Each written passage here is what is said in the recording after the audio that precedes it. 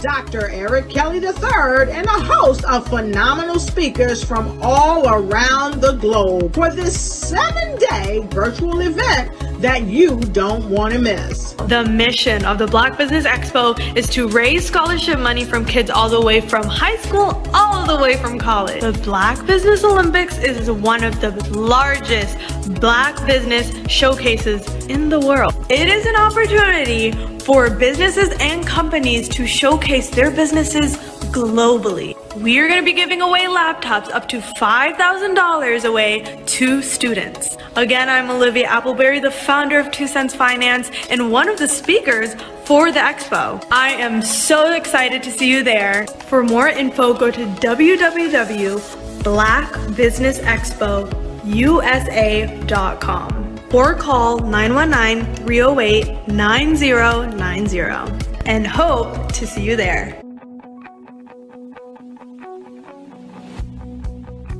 I am Black Business. From the moment I wake until the time I sleep.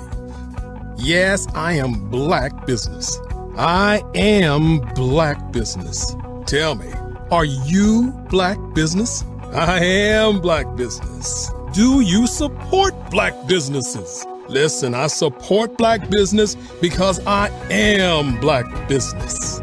Black Business Expo, one of the largest business showcases in the history of Black business in the world. The world! Sign up today at www.blackbusinessexpousa.com or call 919-308-9090. I am Black Business. I am Black Business. From the moment I wake until the time I sleep, I am Black Business. I am Black Business. Are you Black Business? I am Black Business. Do you support Black businesses? I support Black business because I am Black business. Black Business Expo, one of the largest business showcases in the history of Black America in North Carolina. Sign up today at www.blackbusinessexpousa.com or call 919-380-9090. I am Black Business. I am Black Business.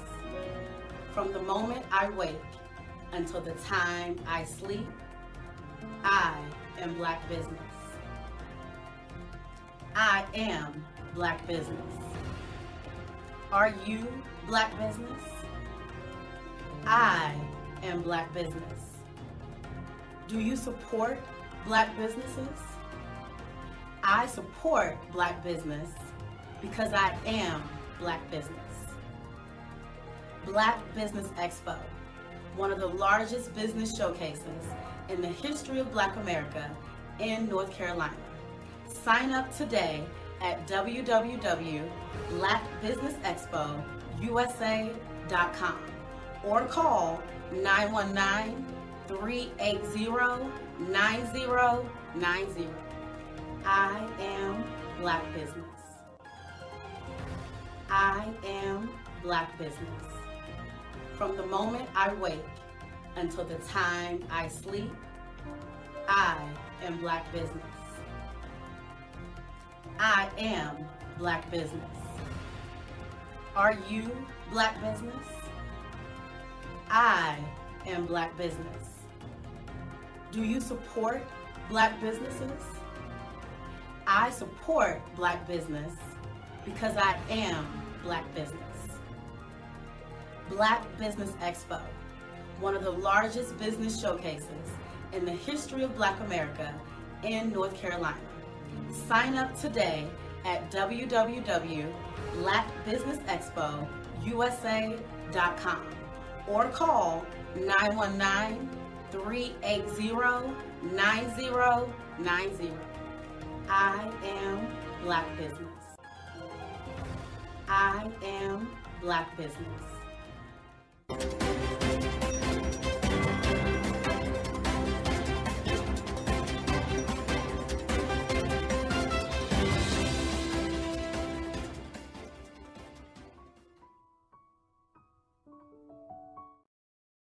Hello, I am Dr. Eric Kelly III, the visionary strategist and founder of the Black Business Olympics. I invite you to showcase your Black-owned businesses on the Black Business Network global stage. The Black Business Olympics is a global Black Business Network platform that propels Black-owned businesses into the international spotlight. By showcasing your business on the Black Business Olympics platform, you can reach a worldwide audience of potential customers, partners, and investors. You can also establish yourself as a thought leader, an expert in your field, attract lucrative partnerships, and more speaking engagements. In addition, the Black Business Olympics platform provides a valuable opportunity to connect and collaborate with like-minded entrepreneurs and business professionals from around the world. This can lead to new business opportunities, ideas, and relationships. Finally, by sharing your story and expertise on the Black Business Olympics platform, you can inspire and empower others. This is a powerful way to make a positive impact on the world and leave a lasting legacy. If you are a Black-owned business owner, I encourage you to seize the opportunity to showcase your business on the Black Business Olympics platform. It is a once-in-a-lifetime opportunity to make an indelible mark on the world. Be one of the 1,000 visionary entrepreneurs who are changing students' lives, shaping industries, and leaving an unforgettable legacy for their families. Unleash your voice on our global stage and watch your business thrive. Black Business Olympics is one of the largest Black business showcases in the history of Black business in the world. Yes, the entire world. Just give me a call today at 919-308-9090.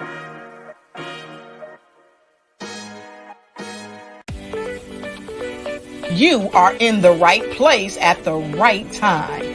The Black Business Network opens again for its Black Business Olympics, a 24/7 broadcast on business, strategies, global branding, social media marketing, finance, advertisement, and much, much more.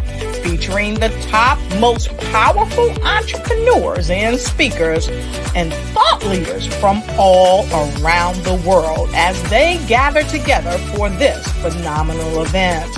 Join the Black Business Network streaming live into the metaverse, STEM City, USA, Black Multiverse, Pod TV, Roku, Hulu, iHeartRadio, Apple TV, YouTube, TikTok, Instagram, Google Podcasts, Facebook, LinkedIn, IBM TV, Spotify, and Twitch. Tune in today and be a part of this amazing movement. The Black Business Olympics welcomes you.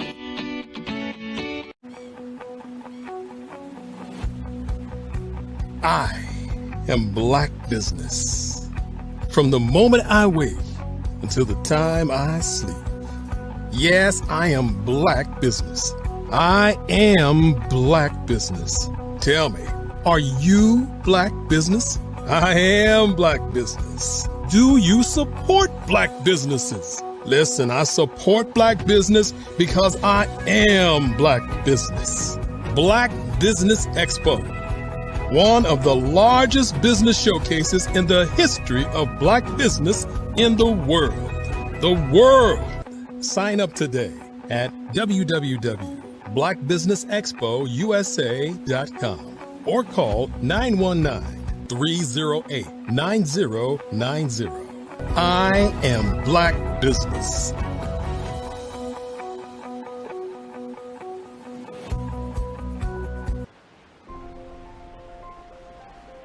What if you could build your own city?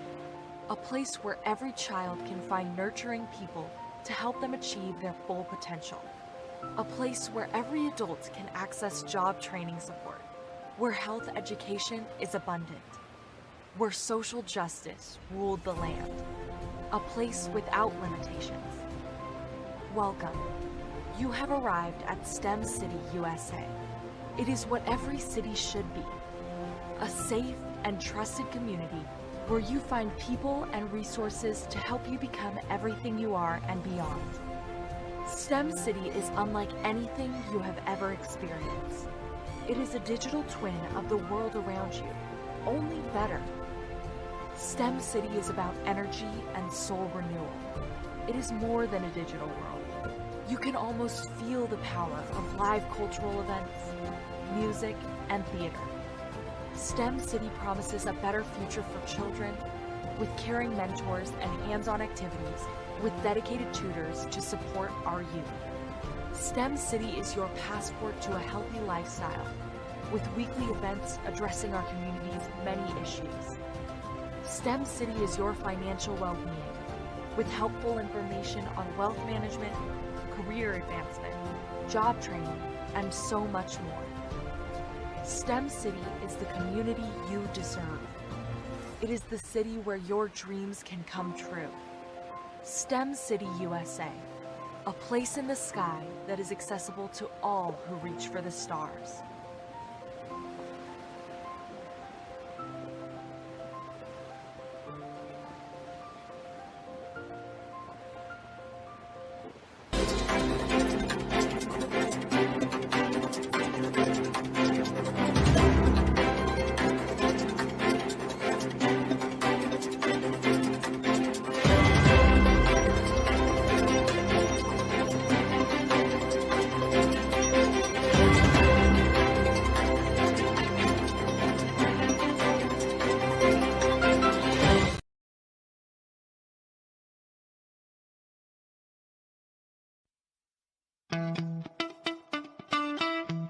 How many times have you been asked to help someone you didn't even know, a student, a business entrepreneur?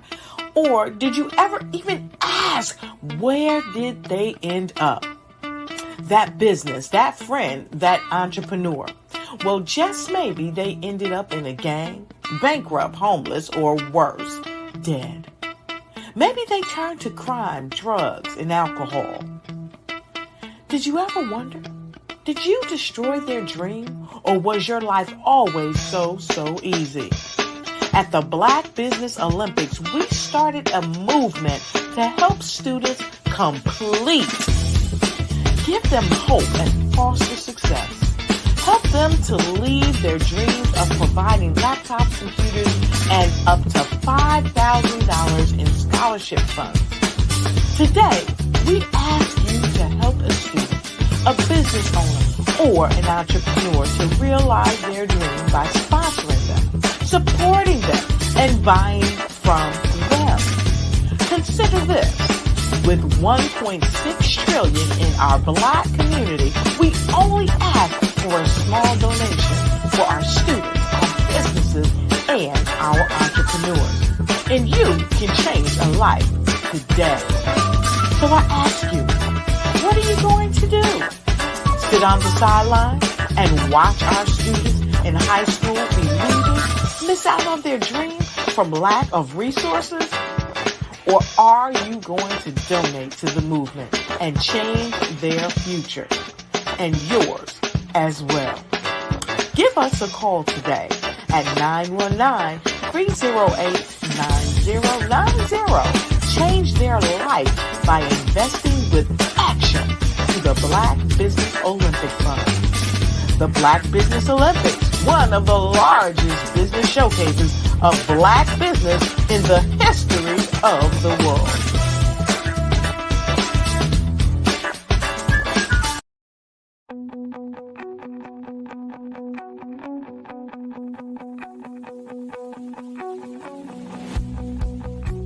I am Black Business.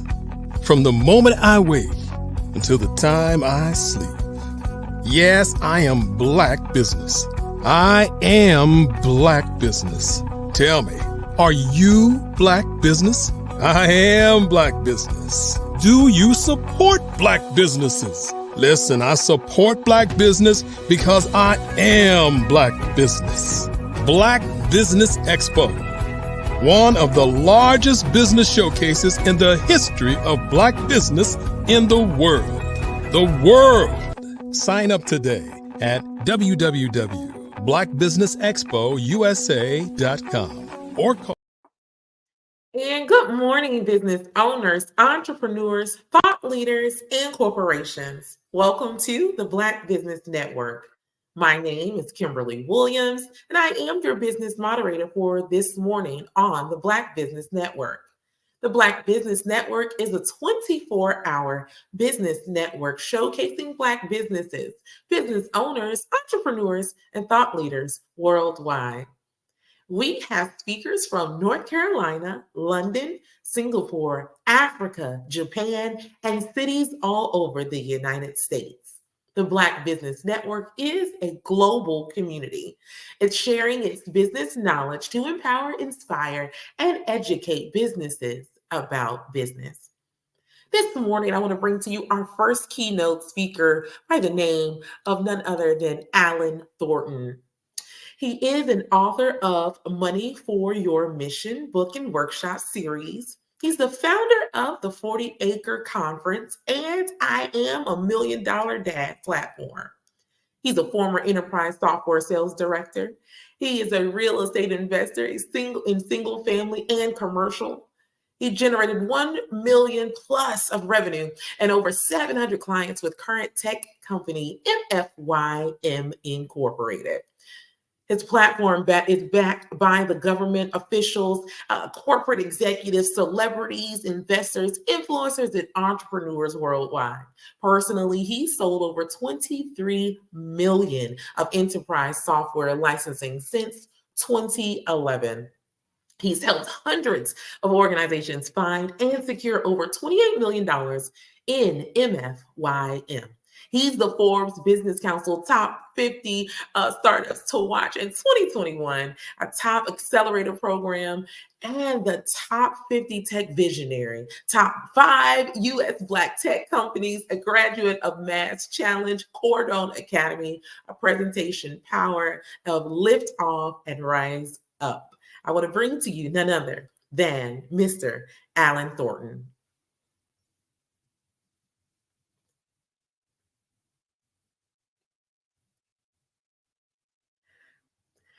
So good morning to you, Mr. Alan Thornton. It's so great to hear from you.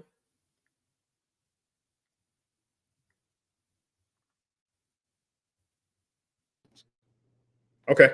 Looks like I was in a Chinese movie, right?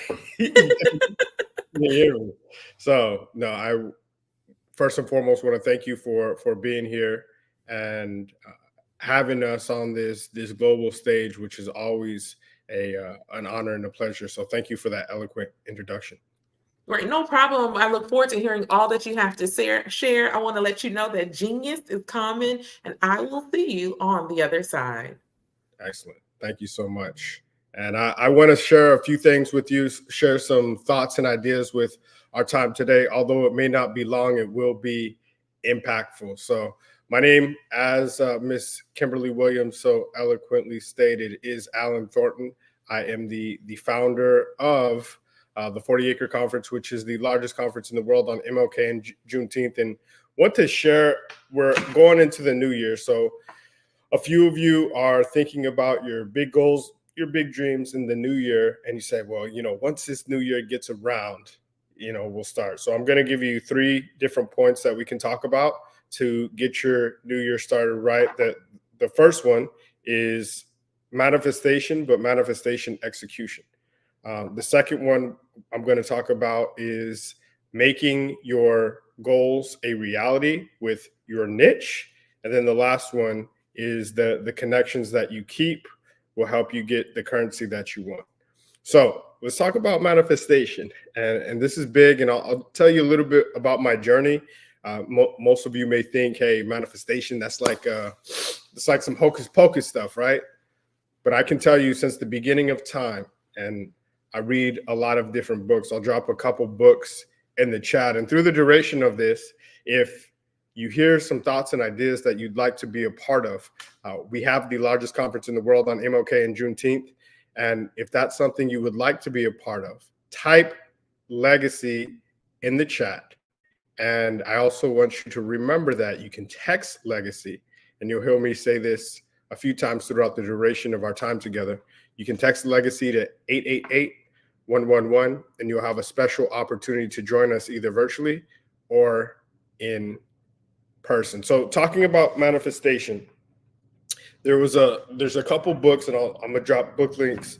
My goal in this time is to give you maximum value. So there's 3 books that really have changed the landscape of entrepreneurship as a whole, not only African-American entrepreneurship, but just globally in every race and every nation. These books that I'm about to tell you have sold hundreds of millions of copies globally. Number one is, and this is my favorite book, is Think and Grow Rich.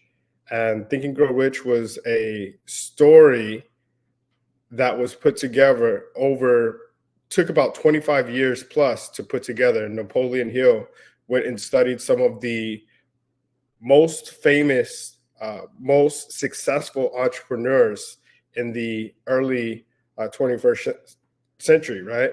And at the turn of the Industrial Revolution, the Rockefellers, he studied the Vanderbilts, he studied Henry Ford.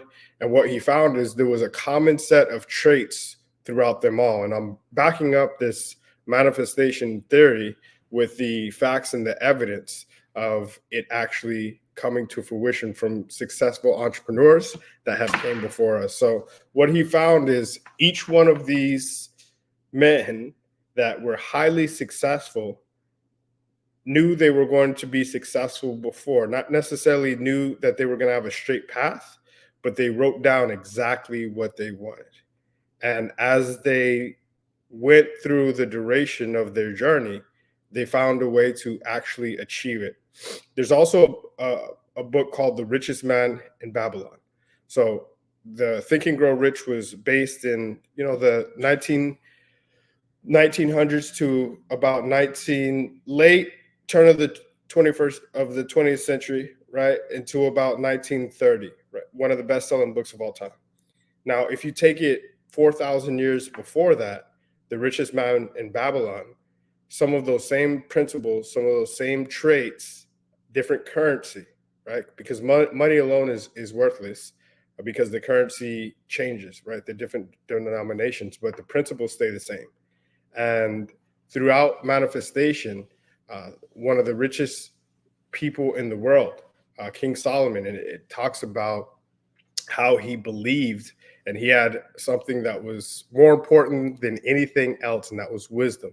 And he gained that wisdom through experience. He gained that experience through making good decisions. He made good decisions because he made a lot of bad ones before that. And so did his father before that. If you know the story, won't get too deep into that, but each one of these historical figures since the beginning of time have used manifestation And not only that, and we'll go into actual execution, but knowing what you want, and more importantly, knowing why you want it, is going to be important for you to have the best new year that you've ever had before. In 2024, people say, yeah, well, once I get all my ducks in a row. I remember I run every single morning and listen to either Les Brown or Eric Thomas, and Les Brown talks about getting your ducks in a row, right? Once I get all my ducks in a row, once I get everything taken care of, I'm going to really start moving. But he said, you ain't ever going to get all those ducks in a row. So the time is now, right? Tomorrow, yesterday's gone.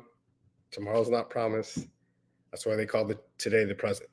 So what we really need to do is have a sense of urgency in our execution to do it right now.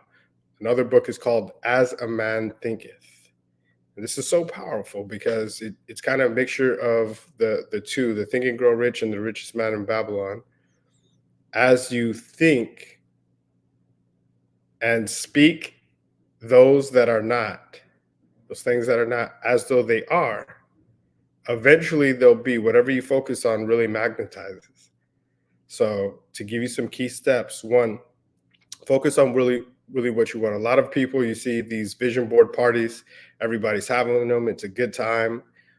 90% of all vision boards do not have a plan for execution after. It's good to visualize, but then taking a step further and actually putting pen to paper. One is saying, hey, why do I really desire this, right? Is this something that is just fun, part of a vision board party, or do I have clear steps to execution? So here's a kind of a journey, and you can write this down. If you like some of the things that we're saying and would like to join a group of eloquent individuals that can help you get to the next level, text legacy to 888-111. We would love to have you at our next conference.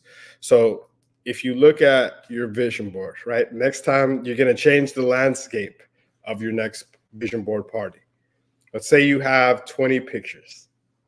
People have the house, people have the car, people have that perfect relationship, probably doing some great things with their kids, that six-pack, right? They have, and Eric Thomas says something, whatever you say that you want to do, there's 1,000 actions that go along with that, right? If you want a six-pack, right, you're going to have to move a little bit different. You're going to have to get up and run. You're going to have to eat a little bit different. And those, if you look at 365 days, there's probably 3 choices every single day that you have to eat in order to get that, right, that result that you want. So desire what you really want. If you love ice cream and you love eating the gumbo and soul food and all that, like the desire versus you reaching that goal may not match up. So be 100% real with yourself and look at your top 3 goals, right? If you have 20 pictures on a vision board, look at your top 3 goals, maybe top 5 goals, right? If you have 20. And then I want you to rank them from a scale of 1 to 10. How much do you desire each one of those things? And you can do that with all 20, but what you really find is you really have about 5, right, that you really desire. That's probably 7 or 8 or 9 or more. And those that are 9 or more is probably really 3. Put together a 90-day plan. And why a 90-day plan if you have a year? Because if you don't do it in the first 90 days, you're not going to accomplish it probably in a year, right? So on this execution plan, you're going to write down your desire, right? Why you desire, narrow it down to your top 5, and then really your top 3, going to put a 90-day execution plan to it, and we're going to work back, right? So that 90 days is about 12 weeks. What are you going to do in each of those 12 weeks to get you to the goal? And you may not have all the answers, but what happens is as you begin the path to execution, your subconscious mind every single day is going to think about a way, okay, what do I do in week 1? What do I do in week 2? What I do in week 3. You can even leverage AI, right? If you have a big goal and you say, hey, I want to buy a new house in 90 days, give me a 12-week plan. You can type that into ChatGPT and let AI think for you, and then go off that so you don't start with a blank slate, right? So that's manifestation. But more importantly, it's execution. And once you start to think about execution, things will come out. People will show up. I'll give you an example, and I'll tell you a real life story. In starting our 40-acre conference, I wrote down a couple years ago when George Floyd died in 2020, right? We had a successful ground and government contract business, and we were doing things for everybody, right? All races, all verticals, all different places. And what you'll find, and this is the story to my next point about your niche, everybody is nobody. And once you find something that you're truly passionate about, other people will show up that are passionate about that same thing, and they'll help you with your execution. Give you an example. In 2020, George Floyd died, and there was a renewed focus on the Black community, right? There was a lot of corporations that said, look, I've seen some things have happened in the Black community. I'll give $1 million. I'll give $10 million. I'll give $100 million. I'll give $1 billion. I'll get $20 billion. And the numbers got ridiculous to the tune of about $300 billion. This is back in 2020. Many of you may have remembered this, all of the pushes. Now, there was a great idea, but horrible execution, right? They didn't know who to give it to. They didn't know how to track it. They didn't have to manage it. And ultimately, it got swept in the rug. And math is my best subject, but history is what I enjoy the most. And to me, that sounded a lot like, right, the promise right after slavery in 1865 of 40 acres and a mule. Great plan, but with no execution, it's probably going to disappear, right? So I started writing things down. And I said, look, I know this is way bigger than me to even try to have the audacity, to take upon this big task. But nothing great in this world has ever been achieved without enthusiasm. So I said, look, we're going to start the 40-acre conference. I don't know how, I don't know the steps, but we're going to execute this. And we're going to partner with corporations, government officials, celebrities to make sure that this doesn't just disappear, and not necessarily shame them, but actually give them a path to execution. And we were able to do that. And now look a couple of years later, and along that journey, right? Nobody knew who I was. A lot of people still don't know who I am, which is fine. But they know the name 40 Acres, right? They know the name, and that was a niche. People were attached to the bigger goal, not necessarily it wasn't just the Allen show, right? It was 40 acres. Okay, how can we do that? And other people started to tap in on execution. I'll give you an example. I went to Black Wall Street on the Centennial because I didn't know how to execute. And I said, look, I'm gonna bring some people along the way. And I met a few guys in a small room in Tulsa, Oklahoma, right? Rashad, Troy, Mike, Hill Harper, right? Many of you know those guys as Earn Your Leisure, and that was before they got big, right? That was before, they had already had a good following, but this is before they started InvestFest, before they started a bunch of businesses that they have right now, before the world tours, before selling out Madison Square Garden and, overseas in London and Canada and Africa, right? And they talked about doing that, and they did something that I'm eternally grateful for. Not only did I see them in a room talking about something that they were going to execute, 90 days later, I actually saw them execute.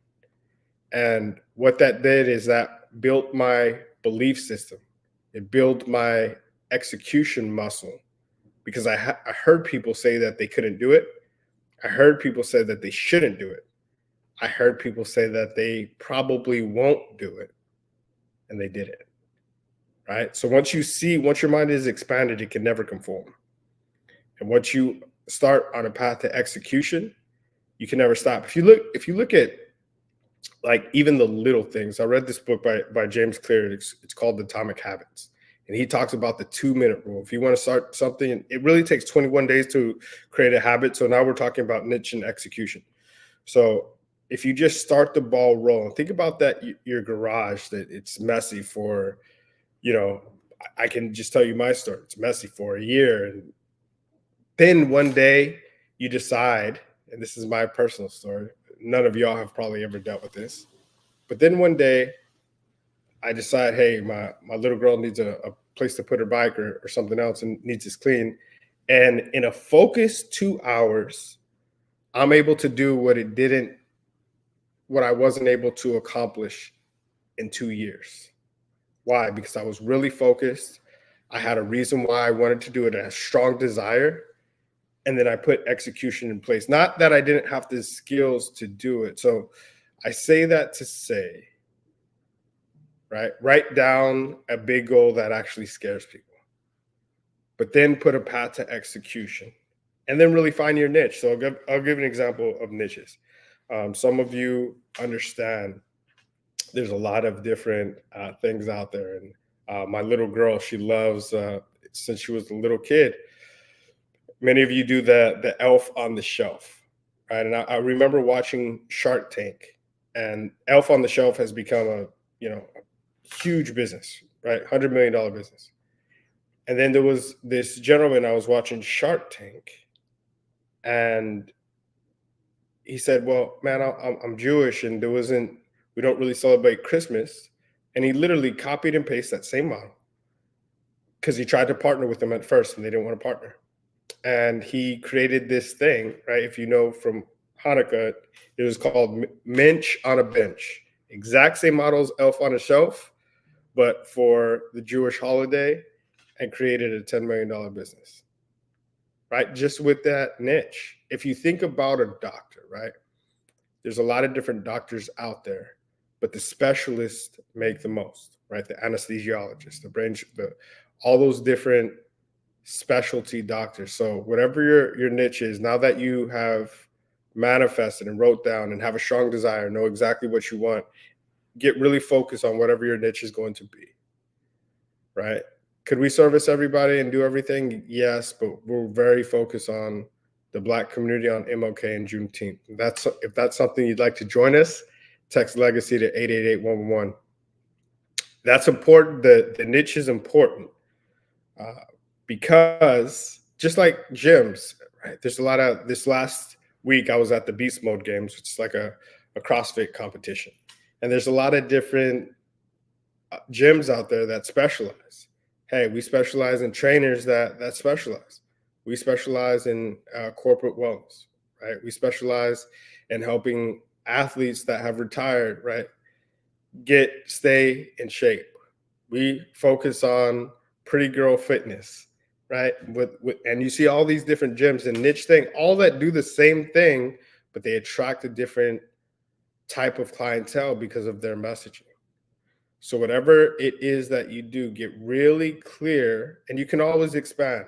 People say, oh, but I'm missing out on XYZ. If your message isn't clear, you're going to miss out on XYZ anyway, because you just look like everybody else, or you don't make people get off the road. I was driving in Atlanta, Georgia, just outside, and I was hungry. And this was a very clear example. The first, you probably see those blue signs as you're driving down the highway, and it said food, 2 miles. Food, right? Didn't really make me get off the highway. And then you see the different types of food. Do you want Chinese? Do you want fast food?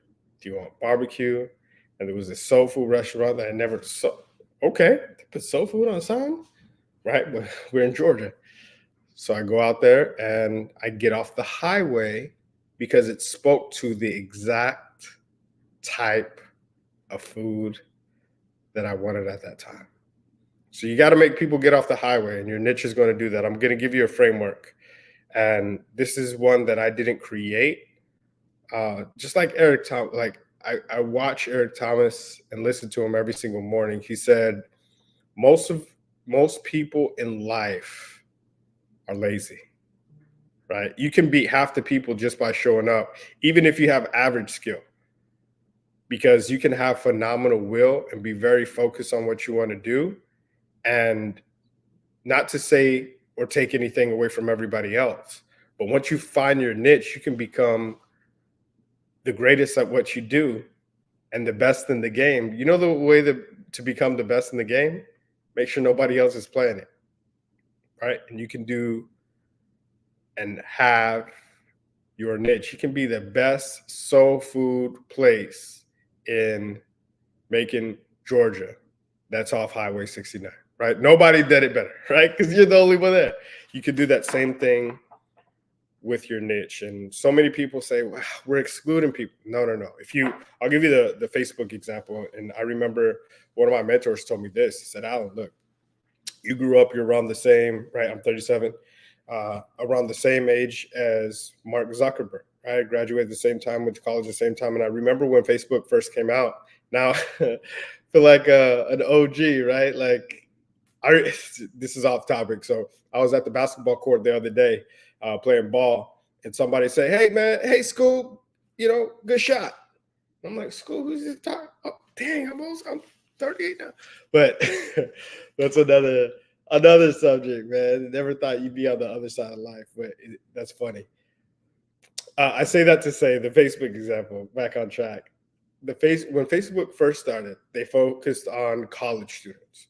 Right now, could they service everybody? Was the platform big enough? Was it mature enough to service any type of person? Yes. But what they were able to do is really focus on a niche that wasn't being served, right?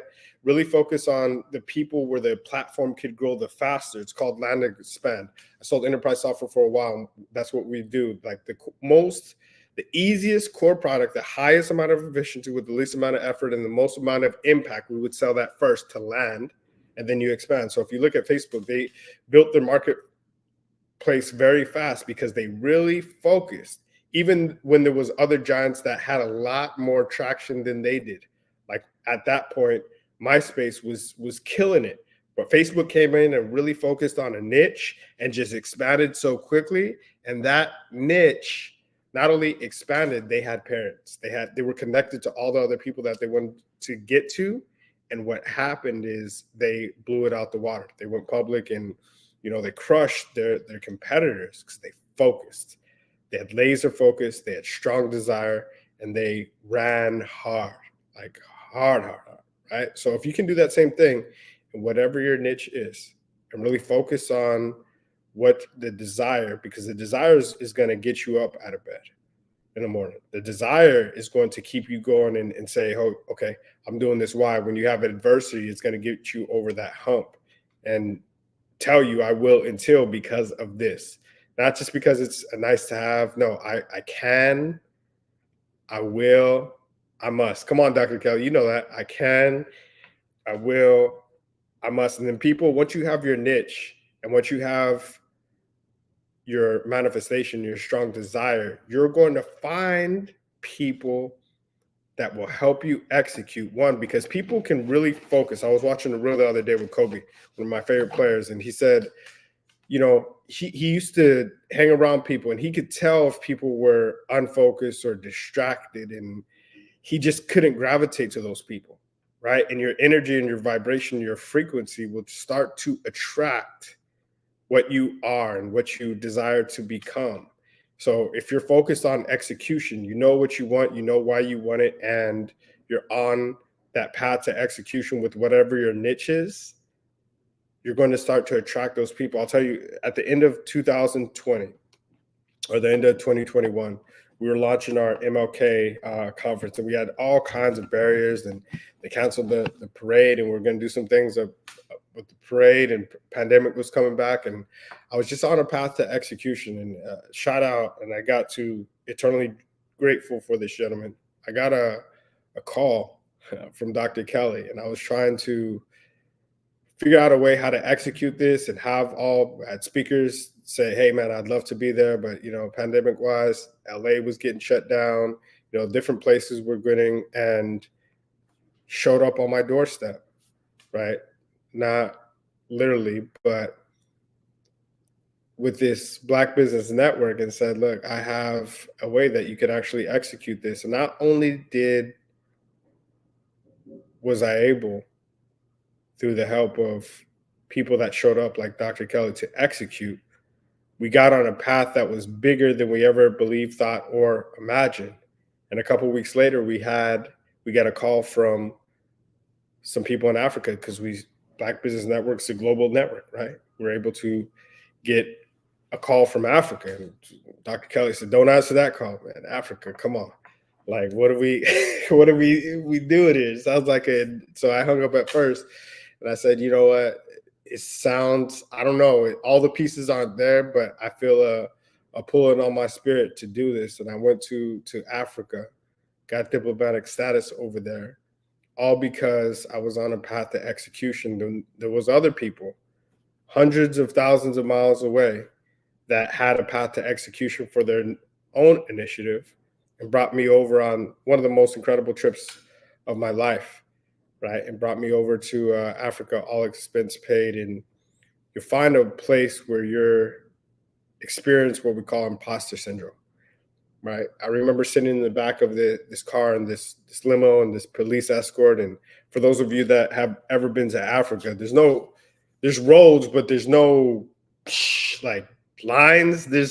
That don't exist, right? So you look at this and then you're in the back of this thing and it's like the Red Sea parting, because you have this police escort and everybody moving. You got people on both sides of you trying to look who's in there. I'm like, man, one, this is either going to be great or this is it. But two is, man, how did I get here? Like, why me? I'm not that good. I'm not that person that should be in the back of this car with people looking to see who it is. I'm not really anybody. And what you'll find is you are exactly where you're supposed to be, because you wrote this down, right? And then you'll remember, hey, I wrote this down. And I told myself I was going to execute.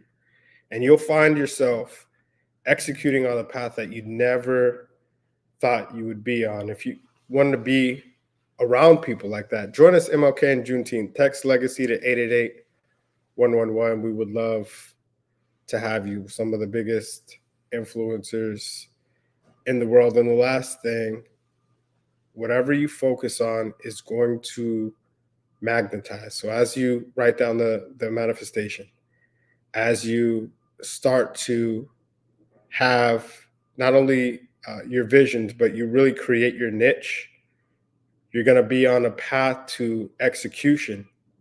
And the people around you currently, just like a stage play. And I heard this from one of our pastors, and he's like, life is kind of like a stage play, right?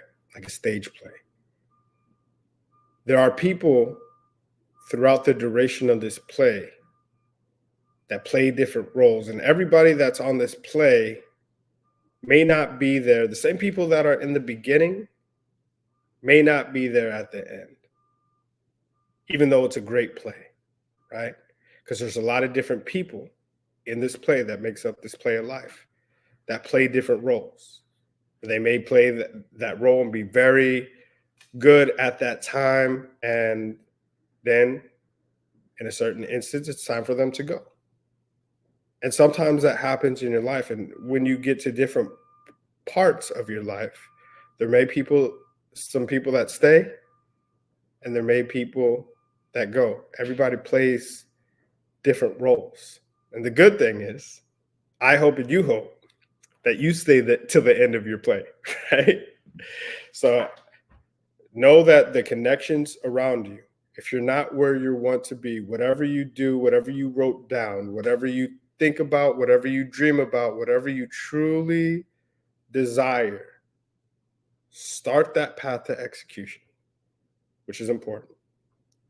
Write out, get laser focused. Write down your niche. Don't go after everybody, because everybody is nobody. And whatever you're going to do, and then get around the people that do have exactly what you want. So if you want to be a 5-star athlete, hang around with 5-star athletes before you're a 5-star athlete. If you want to be the best truck driver that there's ever been, go hang around great truck drivers and go take notes. If you want to have one of the greatest conferences in the world, go hang around somebody that's created the greatest conference. If you want to be a millionaire, go hang around with real estate millionaires, right? If you want to be a tech giant, go seek a tech giant and go get some time with them. What you'll find is the people, there's a self-limited belief that we all have that, hey, the people that are really successful, they don't want anything to do with me. And it's actually the opposite. The people that are not really successful, they'll push you off because they don't want you to be more successful than you, right? What I've really found is I've had, and you'll look at some of our past conferences, I've had the opportunity to hang around with multiple billionaires and they give me their phone number, right? And I'm like, man, why? Is this a real number? Why would they give me their number? And I remember one guy telling me, right, he's a billionaire, Black billionaire. He said, Alan, you wouldn't believe when somebody says they want my help or somebody said they want mentorship, I will give them my number. I've probably given out my number hundreds of times. And you are one of the few people that actually call me back, right? This is a billionaire with a B. So the fortune is in the follow-up. Once you figure out exactly the crowd that you want to hang around, follow up with them, right? Send them not only an email, send them a video message, right? You're going to say, y'all thought I was going to say postcard. Yeah, we don't do that anymore. But that's fine. That's old school, right? A handwritten note, but send them a video message, right? Hey, happy Easter. Hey, happy birthday. Merry Christmas. A video message. Everybody gets text, right? Everybody gets inbox message in the DMs. But if you don't know how, there's a platform called Loom or Zoom. Do it however you want, but take it on your phone, text it to them, send a video message just to say thank you. You know, give them gratitude, and you'll set yourself apart from a lot of people, because the people that are, what I found, that are really successful, they may not have the quantity of time that you're looking for because they're really busy and that's why they're successful. But they may give you a couple minutes of quality time that'll change the trajectory of your life. Right? So really, really do that. Really hang around the people that can really affect your life in a positive way. And to recap, if you'd like to spend some time with us and growing and building and changing the world for the better, text legacy to 888-111. I'll type that in the chat and you can join us. There's a special offer in there. So in recap, remember, write down exactly what you want to accomplish for manifestation. Actually execute it with that execution plan. I want you, each and every one of you, to pick a niche and hang out with the people that have the things that you want and follow up with them. That's my time. Thank you, Ms. Williams, for giving me this time and allowing me to share some thoughts and ideas with the audience today. Yes, no, thank you so much for that amazing and awesome and insightful talk. Thank you for giving us the blueprint, and hopefully those who have heard it are going to take it and run. Can you tell us one more time, if we want to contact you and we want to get in on your MLK Day, how do we do just that? So you can, and many of you may sound like a broken record, you can, if you'd like to be a part of it, either virtually, be a vendor, be a VIP at our Legacy Builder Gala, you can text Legacy to 888-111. You can also follow us at 40 Acre Conference on Instagram and on all platforms, LinkedIn, Facebook, at 40 Acre Conference. My direct Instagram is I am Mr. 40 Acre on Instagram. So anything 40 Acre, I am Mr. 40 Acre, 40 Acre Arts, and 40-acre conference, you can find us. Nice. I look forward to coming down and being a part of this 40 Acres conference. It was great to hear from you again, Mr. Alan Thornton. Genius is coming, and I will see you on the other side. Have a blessed day. So the Black Business Expo's mission is to raise funds for high school seniors going to college or K-12 entrepreneurs. And this expo is a fundraiser for students. You may go to www.blackbusinessexpousa.com to donate to the scholarship fund. Or you can use our Cash App. It's $BBXUSA. Our goal is to give laptops and up to $5,000 to 10 students. Students can register online at www.blackbusinessexpousa.com. I want you to understand that every dollar counts. So we want to remind you to donate to the scholarship fund today. Now, we want to thank our Black Business Expo USA sponsors for December 2023.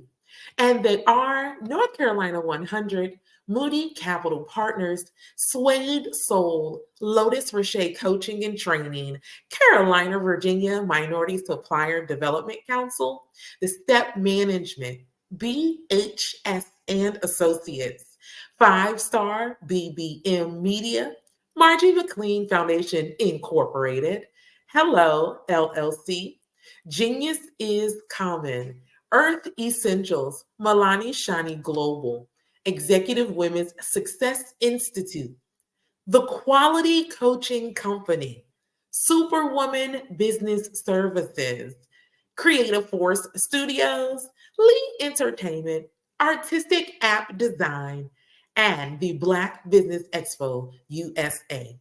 Genius is coming, and I will see you on the other side.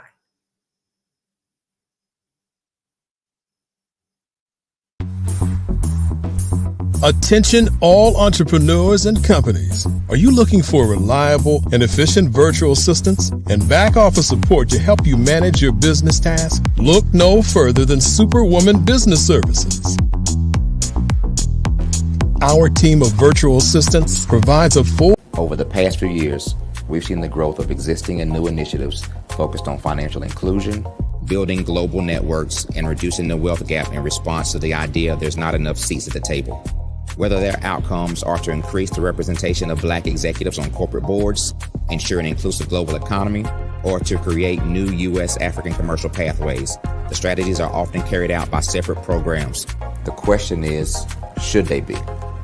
With the continent of Africa being home to more than half of the world's fastest growing economies, the youngest workforce, over 400 companies generating more than $1 billion annually, 700 generating more than $500 million annually that are poised for growth, and being the destination of nearly $5 billion in venture capital in 2021. Diversifying U.S. and Africa commercial engagement by building bridges between African businesses and their U.S. diaspora should begin being seen as mutually beneficial. From helping to reduce Africa's enormous capital gap to catalyzing two-way trade opportunities, the COVID-19 global pandemic hopefully has taught us that global challenges and opportunities are more interconnected than we thought. During the pandemic, African companies like Unicorn Flutterwave, insurance provider Reliance Health, ride-hailing app Yasir, and 54Gene, the continent's first bank of DNA on people of African descent, prove that when African companies have access to networks, capital, and information, they grow big, grow fast, and create solutions that are valuable to the world. This is why Be Direct was created. We are the first U.S.-based but African-centric board preparedness and board search company designed to connect U.S. Black talent and corporations to African businesses. Unique and fundamental to Be Direct's success is our process of helping board candidates adapt their experience and networks to an African context before they're connected to high-growth companies that are looking to locally and globally scale. From our focus groups with African business execs and government leaders, we don't ignore the sentiment that business is easy, but people are hard. Having a pool of board candidates with hard-to-access networks and extensive experience across the business life cycle, including successfully raising capital, is table stakes for an initiative like this. So yes, we have that. But corporate or entrepreneurial success in the U.S. does not guarantee success in Africa.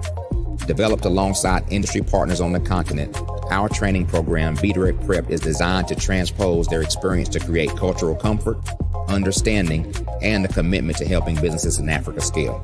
Our board governance sessions are African continental and country specific, integrated with cultural awareness and dexterity training. Masterclasses led by African industry execs and mentoring and coaching from African continental-based facilitators.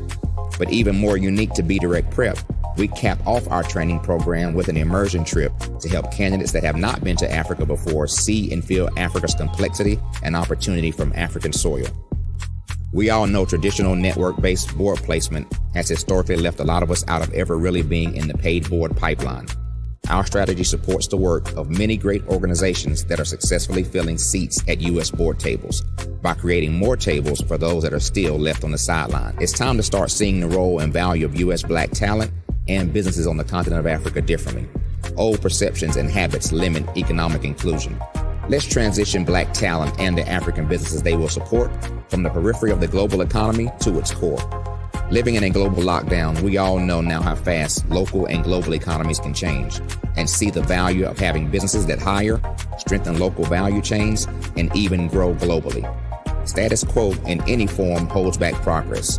We must democratize U.S.-Africa commercial engagement by socially and economically connecting cultures that have long been disconnected. It's time for Africa's U.S. diaspora to redefine their global value by helping African businesses scale continentally and globally.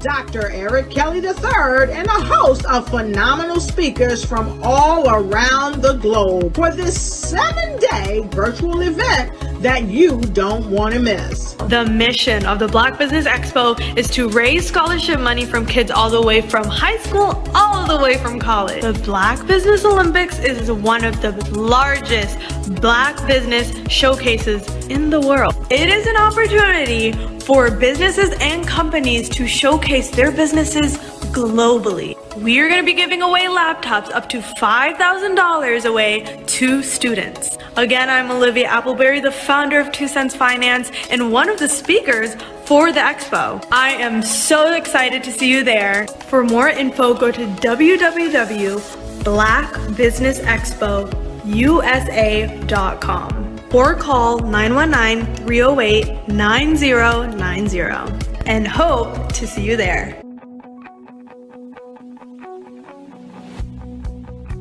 I am Black Business. From the moment I wake until the time I sleep. Yes, I am Black Business. I am Black Business. Tell me, are you Black Business? I am Black Business. Do you support Black businesses? Listen, I support Black business because I am Black Business. Black Business Expo, one of the largest business showcases in the history of Black business in the world. The world! Sign up today at www.blackbusinessexpousa.com or call 919-308-9090. I am Black Business. I am Black Business. From the moment I wake until the time I sleep, I am Black Business. I am Black Business. Are you Black Business? I am Black business. Do you support Black businesses? I support Black business because I am Black business. Black Business Expo, one of the largest business showcases in the history of Black America in North Carolina. Sign up today at www.blackbusinessexpousa.com or call 919-380-9090. I am Black business.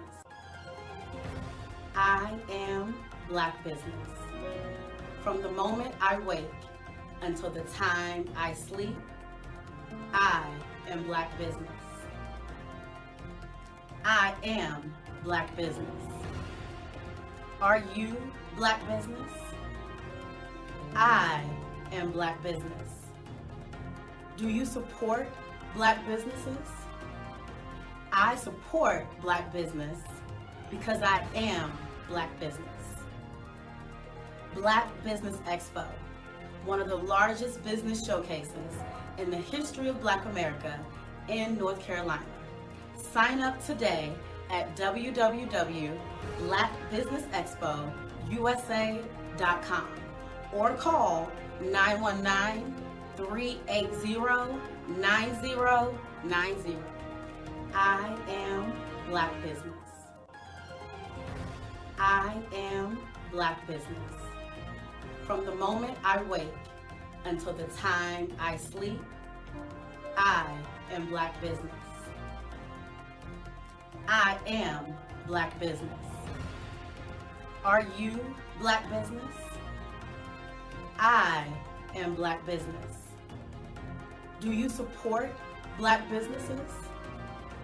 I support Black business because I am Black business. Black Business Expo, one of the largest business showcases in the history of Black America in North Carolina. Sign up today at www.blackbusinessexpousa.com or call 919-380-9090. I am Black business. I am Black business.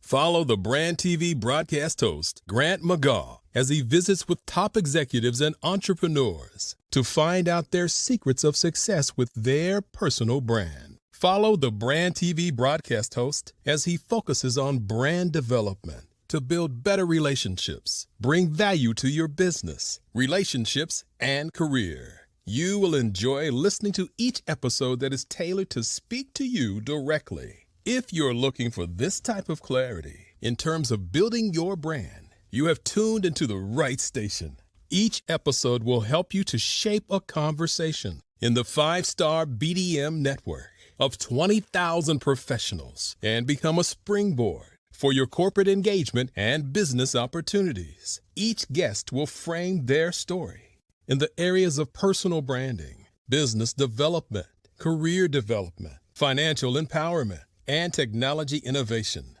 Grant McGaw explains why he is the CEO and owner of his own professional career. Grant is an accomplished business leader and entrepreneur who wants to give back to individuals to grow their personal brand strategy. Tune in as he weaves his story about new possibilities, while to you exceed expectations. If you love storytelling, this show will make for fun.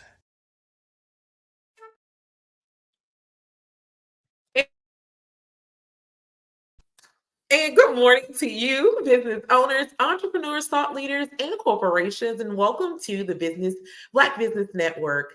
I am Kimberly Williams. I'm your business moderator for this morning on the Black Business Network. And the Black Business Network is a 24-hour business network showcasing Black businesses, business owners, entrepreneurs, and thought leaders worldwide.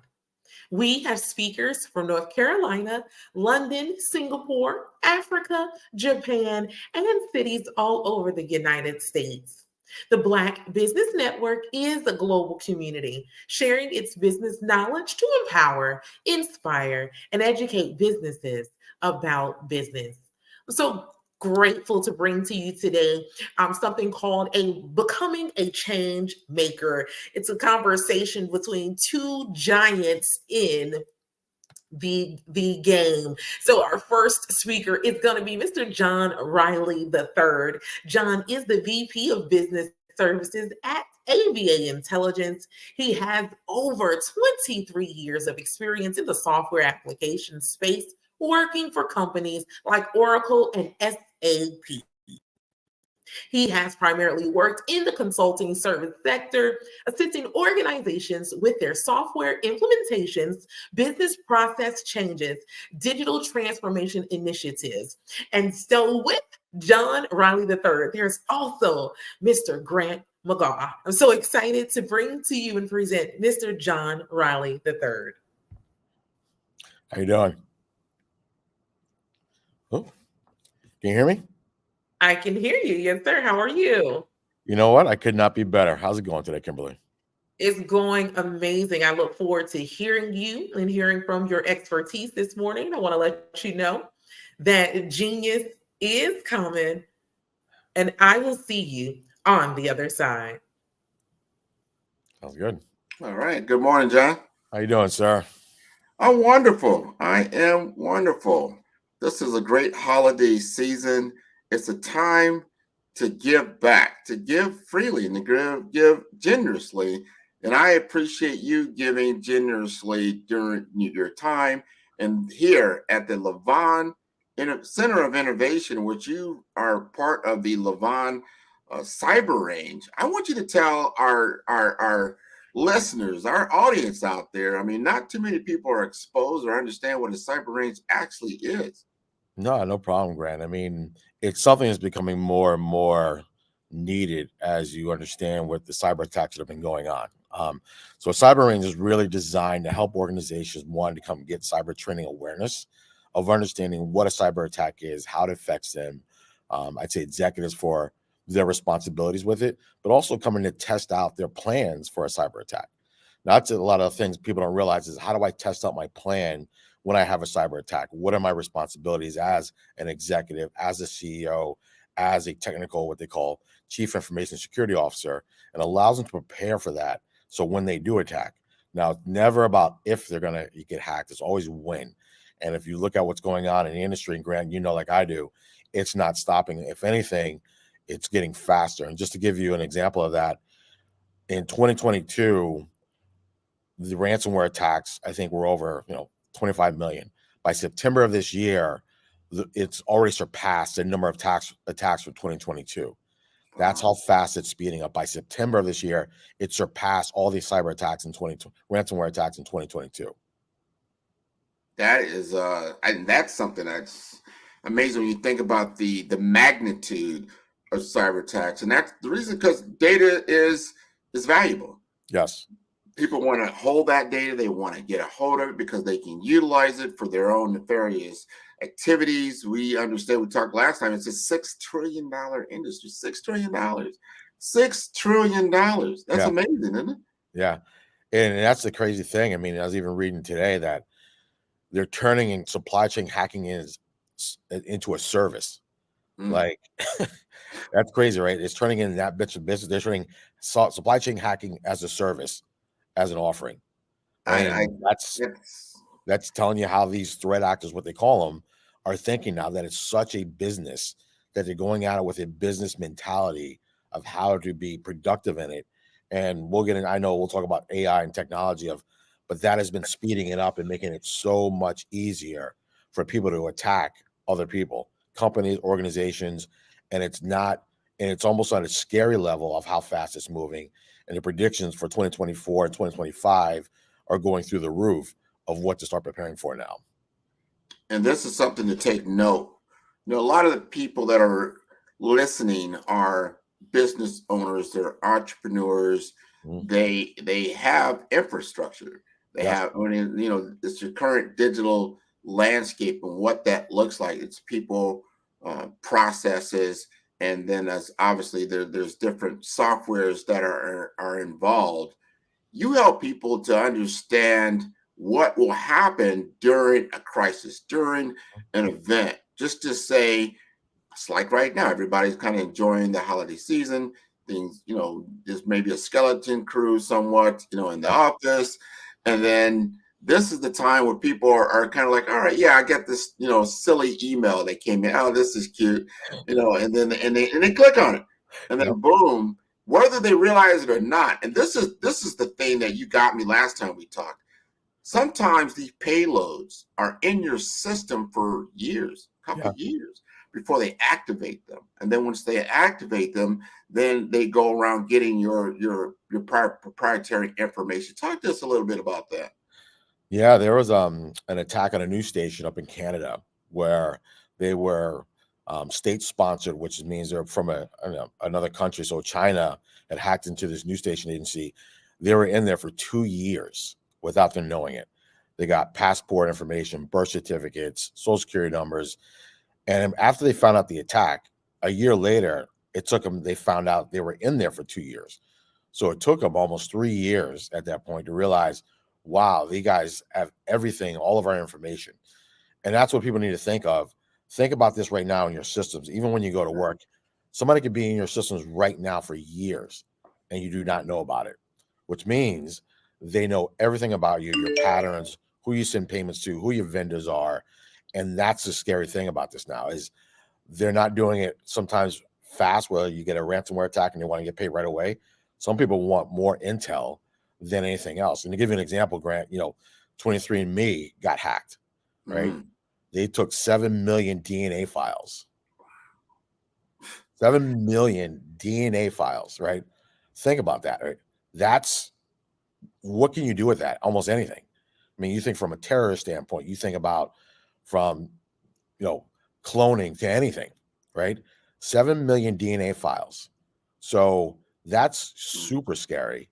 You can get that kind of intel, that kind of tangible information from a cyberware attack, and they're not stopping, and they're going after what they call critical infrastructure like hospitals and everything else. I mean, more than 100 million people were affected this year by cyber attacks at hospitals.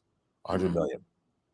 And the year's right, and we still have almost a week and a half left. So yeah, that's a lot. It's just so when you think about that, it's like the magnitude is tremendous.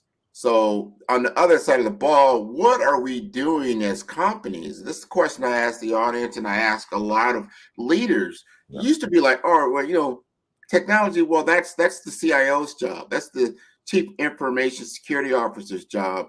And now we start to realize, and we talked about this, and we'll talk about it again, that no, you're responsible as a fiduciary officer for what happens to your data. This is no longer a technology issue.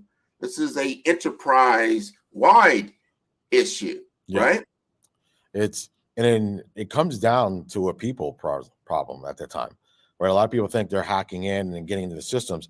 A lot of it because of the phishing scams or phishing emails, about 3.5 million are sent daily, right? They're relying on people to give them access to their systems. And without proper, I'd say, consistent cyber awareness training and understanding of this, you're making it so much easier for them. And it's kind of, we talked about this last time when MGM casinos got hacked back in September. They got in through a phone call of calling in, pretending like they lost their password, and they gave them access over the phone. And at that point, they shut down all the casinos globally. So it's really this awareness of the people. It's not just a technical person sitting at his desk trying to prepare, I'd say, trying to stop the attack. It's really, they're not even going that route. They're going straight to the people that they know get thousands of emails a day. They do it in different ways. You see it nowadays of, hey, here's a free Walmart card for $100. Here's this free thing, access it today. And that's what they're banking on. Kind of your pattern of free and everything else like that. And once they know that, once they've researched that, and they'll watch organizations' buildings and see people's lunch patterns, right? Seeing where they're going to lunch, everything. They'll get all this detail and then really play upon that and get into your systems through an easy way of just an email question and make it look very, very real. I know I got an email I think it was yesterday. It came from a bank, came from Wells Fargo, right? And Wells Fargo, it said in the email, hey, we need you to go in and check your account for frauded activity. The biggest problem is I don't have an account with Wells Fargo. See? I'm like, well, that's interesting. Interesting. But the first thing I did was, and I do this now, especially when I get emails from people I don't know or organizations I'm not really sure of, I hover over the icon of the email to see who it actually came from, to see that email address. Obviously, it wasn't from Wells Fargo. It was some Gmail account from something and something or other. Talk to us about that a little bit. Yeah, and that's part of the cyber awareness training for everybody, right? It's learning the tricks of how to hover over an email, how to hover over an icon, and seeing if that email address is coming from a credible source.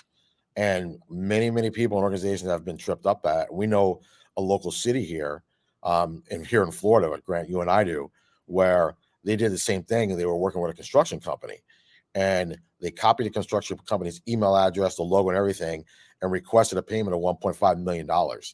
And because it was something that seemed that was familiar, they sent that payment out to them. Now, easily, I mean, you got to realize if they're always getting emails from this one organization, it didn't seem like it was anything out of the ordinary. But they were that slick that they changed the email address by one letter and got them to send that payment. And that's how they're doing it. They're really becoming very sophisticated in how they're doing it, of even hovering over it, but they have it so similar that if you look at it real quick, it's an easy thing that all of us can easily make that mistake if we're not paying attention to it. 100%. That's the thing.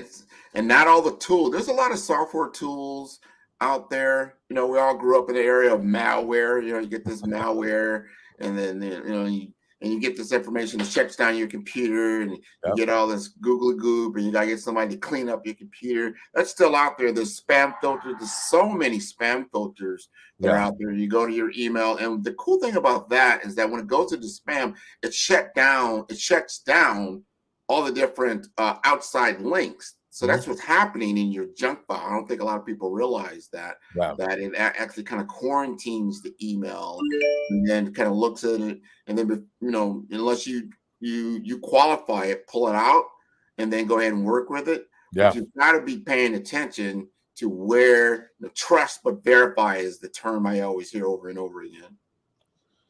No, it is, and it's that right there of constantly being on top of it. And all of us are very busy. And I also look at the threat to startup companies. Like, a lot of startup companies, they're not thinking of cyber attacks as they're starting these businesses of they can get hacked. And they're the ones most vulnerable because they don't have the money to do a ransomware attack. They don't have the technology in place to stop an attack. And once an attack hits a growing small business, it could stop their business instantly, right? They can shut them down, and that's it. So it could be a year or 2 years you've been in business, and one cyber attack could literally take out your business, and that's it. They can take all your funds, find a different way into your accounts. And that's where cyber awareness training and preparedness is becoming more prevalent for a lot of people and organizations now in this new age of AI and automation. And, we talk about deep fakes, where now they can imitate your image and your voice, right? Yeah. Imitate your image and your voice to look and sound just like you, even in a video. That's how they're getting so sophisticated with this. And that's where technology is now coming into play in such a strong place with AI and generative AI, what they call large language models, of how these attackers are going after people, that it's I want to say paranoid, right? But you almost have to be a little bit paranoid, because you're like, I'm like, is this really a person? Is this really the right thing? Is this really the voicemail from the person that I know? Right? It's those things. And you don't think you'd have to think about that, but now what I've seen the past year and what's coming, you definitely have to think in that manner. Just like you got that, that email from Wells Fargo. What if it was an actual email from the bank account you do have? Yeah. Right. Sometimes you don't even second guess that. Oh, my bank account. Yeah. Automatically. They must be sending it for a reason, because there must be something fraud against my account. I want to check right away. Boom. And they got you. Yeah. No, and these are the things where we need more training.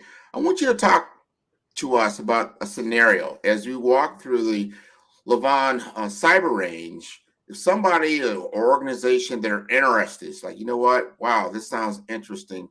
Talk to us about what you take them through, what they can expect to experience.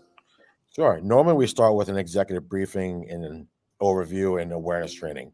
And normally that means bringing the executive team in, the CEO, CFO, the CIO, and some of their technical team, and walking through what's going on now, right? So making them aware of, here have been the attacks in your industries. Here's who's been affected. Here's how it's now affecting you. Here are the new laws and regulations that are coming down the pipe from the SEC now. What a lot of people don't understand is the SEC is now holding CEOs accountable for cyber attacks. Even if they weren't a part of what they call their incident response plan, which means how you respond to an attack, they're still now holding CEOs accountable for that. And some are even been going to jail. There was a cyber attack by a organization called SolarWinds almost 3 to 4 years ago. The SEC is now going after them and this chief information security officer and charging them with not being able to report that fast enough and reporting false facts of that cyber attack and how it was handled.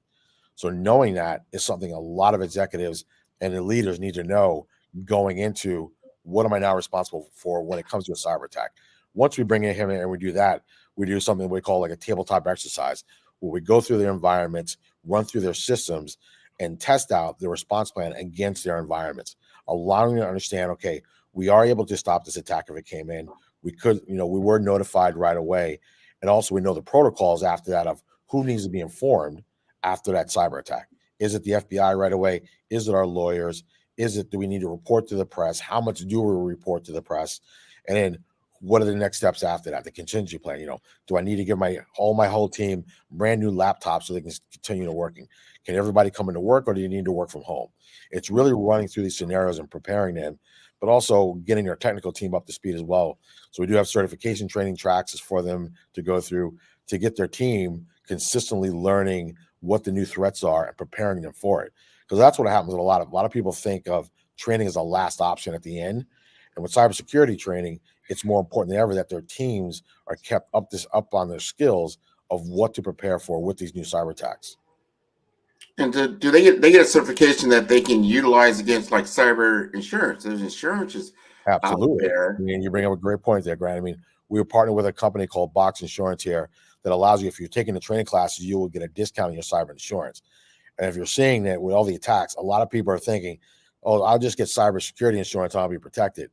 Well, it doesn't usually work that way, because if they go out there before they insure you and they find any information of yours that's on the black web, they will not insure you until it's removed. And then after you have that, going through the training and make sure you've had cyber awareness training, then they will insure you at that time. So a lot of insurance companies are now starting to require that, because now a lot of insurance there's been so many cyber attacks, insurance companies don't like to pay. And because of cybersecurity chance, and now they're paying more than ever, they're making it more stringent on how to get approved for cybersecurity insurance. Man, these are all things that we really need to consider. I want to ask you this. You've done a number of these different exercises. What are usually the number one thing, or maybe a couple of things, that you usually find that these teams, they have an aha moment? Because sometimes they feel like, hey, we have a plan. We've got a plan. We've got this thing. We run through these scenarios internally. We think we've got it down packed. But you know what? This is a good idea. Maybe we need it to get insurance. We'll go ahead and run through this program. And then they go like, wow, I didn't realize that. It's really kind of doing those tabletops when they're thinking that their plan to stop an attack, and they realize the right people aren't in the right places, or they don't know who to go to. That's when the aha moment goes, well, who's responsible for that? And it kind of looks in their face, and you kind of see the situation get tighter. Okay, well, you're the CEO. Who should you be calling on your team? I don't know. Well, I thought as a better person know that your CISO doesn't handle that. The person on his team handles that. Now, who does he call, right? Who does he stay in touch with? And once they start seeing that there's not a strong communication in their plan of the action items or the next steps, that's when I was like, okay, we need to do this again, and we need to update what we're doing, because now there's new attacks out there that we're not prepared for. So we normally tell people, you might do a tabletop exercise in January, but by December, the technology moves so fast that your response can no longer respond to an attack. And this is why keeping up consistently with that training and the exercises allows you to prepare for that. like we talk about, I was in the military as well. It's that muscle memory of consistently keep doing it to where it happens and you don't freeze, right? You respond to it in a way that you've been trained to do that. And that's the biggest thing. And one of our partners here talks about, he's work with companies. He tells us when you're on fire, they teach you to stop, drop, and roll, right? Well, when you're on fire, you see people, they just keep running, right? Because it's not practiced all the time. Even though they were told stop, drop, and roll, it doesn't matter. So even if you've done your response plan or your tabletop one time, when it happens, say 4 or 6 months later, if you haven't been practicing it, you're not going to react that same way you thought you were. Very true. Very true. I work with you and your team as an affiliate. Yep. And what I've done is talk to a lot of my different clients, different accounts that I have about cyber training, about cyber awareness, and what's happening. A lot of times, oh yeah, we do that maybe, a couple of times a year, or we might do some penetration, they call penetration testing, right? With somebody on the outside, they're paying them basically to hack their system. And they might happen, like I said, maybe a couple of times a year. What we're finding is that the frequency of cyber attacks and their tactics are changing daily. So if you are having these kinds of awareness training only once or twice a year, you're already way behind, because these nefarious actors, they're learning all the time through AI algorithms. It's like, you know what? They understand how to do this. Wow. You know what? Let's go at it this way. Yeah. Let's go behind it this way. And you haven't even trained on anything like this, and then you get hacked. And that's it, right? It's thinking, oh, well, we've always done it this way, right? We've always just gone into a conference room. We go through a checkbox of, yep, that's my role. That's my role. Yep, that's your role there. And thinking that that's going to be the case. Well, I always call it, when military background, when rounds are coming down range, that piece of paper is not going to be anything you're going to refer to, right? You're going to be, what do we do? What do we do? And even though you thought you were prepared for it, you really didn't prepare the right way you should have, or consistently enough to be able to respond to it in a way that can address that challenge. And I think this is where a lot of organizations need to start this, I call it digital transformation mindset of, we need to change the way we're thinking in the culture and become a cyber focused culture of, how do we build this resilience in our organization? It's through the people, right? It's through preparing them for, I'm not going to be with you when you're on the front lines over there and you get this phishing email. I need you to know that you can handle this when it comes in, and then report it to the people that need to report, like, hey, I just got this email. Can you give it to me? That way everybody else is aware of it and knows how to prepare for it. And that's a challenge, right? Because if you're not preparing everybody that's in your organization, not just technical people, but everybody that's underneath you working towards that same goal, it's really making it so much easier for these threat actors to come and attack you, because they know you're not prepared. They know your team is not looking at emails or understanding what a phishing email is or any of that. And they're loving that. They're like, we'll keep doing it. So you look at organizations that are hacked and don't prepare, they keep getting hacked after that again and again and again. Target's another one. Target got hacked 2 years ago. They got hacked a month ago and shut down the supply chain, because people know you're vulnerable and you still haven't addressed the issue. So they're going to keep going after you until you can stop them. That's it. They're going to keep exploiting you. I talk to people a lot about what happens right now. Yep. You can't access your data. You cannot access your desktop, your laptop, your phone. It's shut down. What is the implications of that? Everything. Think about it, right? It's everything, especially from a ransomware attack. I know an insurance company that was in Chicago that paid out $43 million in a ransomware attack. It's an insurance company. Once they found out that they couldn't get their stuff back, they paid the ransom. It depends on what industry you're in and how important that data is, right? Insurance, critical infrastructure locations like a power plant or hospitals or anything like that, especially hospitals. Hospitals again, over the holidays, Thanksgiving, I think 8 hospitals got hit, shut down, and then they're now blackmailing the patients because they got their data, right? Wow. That's, showing you the threat of, we don't have access to our data. How do we protect this? Now, I mean, this is patient. I mean, you think of HIPAA and everything, compliance. I mean, everything goes out the window at that point. You're like, all my information's out there. Now they can sell it. I mean, this is what these threat actors are doing. Then how do you, even let's say you paid the ransom, you paid the 43 million, how do you trust your data after that? How do you trust a thief that's already stolen from you just to be nice and give you back your data without anything happened to that data? They haven't massaged that data. I mean, that's the risk, right? It's like, I want to pay you this money, but how do I know I'm getting all my data back? And people that have known to pay the ransomware have gotten their data back, and it's all everywhere. It's just all over the place. So it's not even a challenge. It's not intact. So yeah, you got your data back, but then you can't even, maybe it's not even usable or not. Is it 20%? I mean, it's a mess, basically, what it comes down to. Yeah, it's a mess. I mean, and that's the risk, right? I mean, once they get your stuff and they can give it back to you, but it's not going to be an easy process. It's not like they're giving it back to you in the same format that they stole it. They're just going to throw it over the fence to you and go, thank you, have a nice day. And oh, by the way, maybe we left something behind in that data file and we're still in your accounts. Again, as you said earlier, like, you know what, I'm going to hack you again. Give me 6 months. You're going to feel good. I'm coming back to you because I've already planted something in there.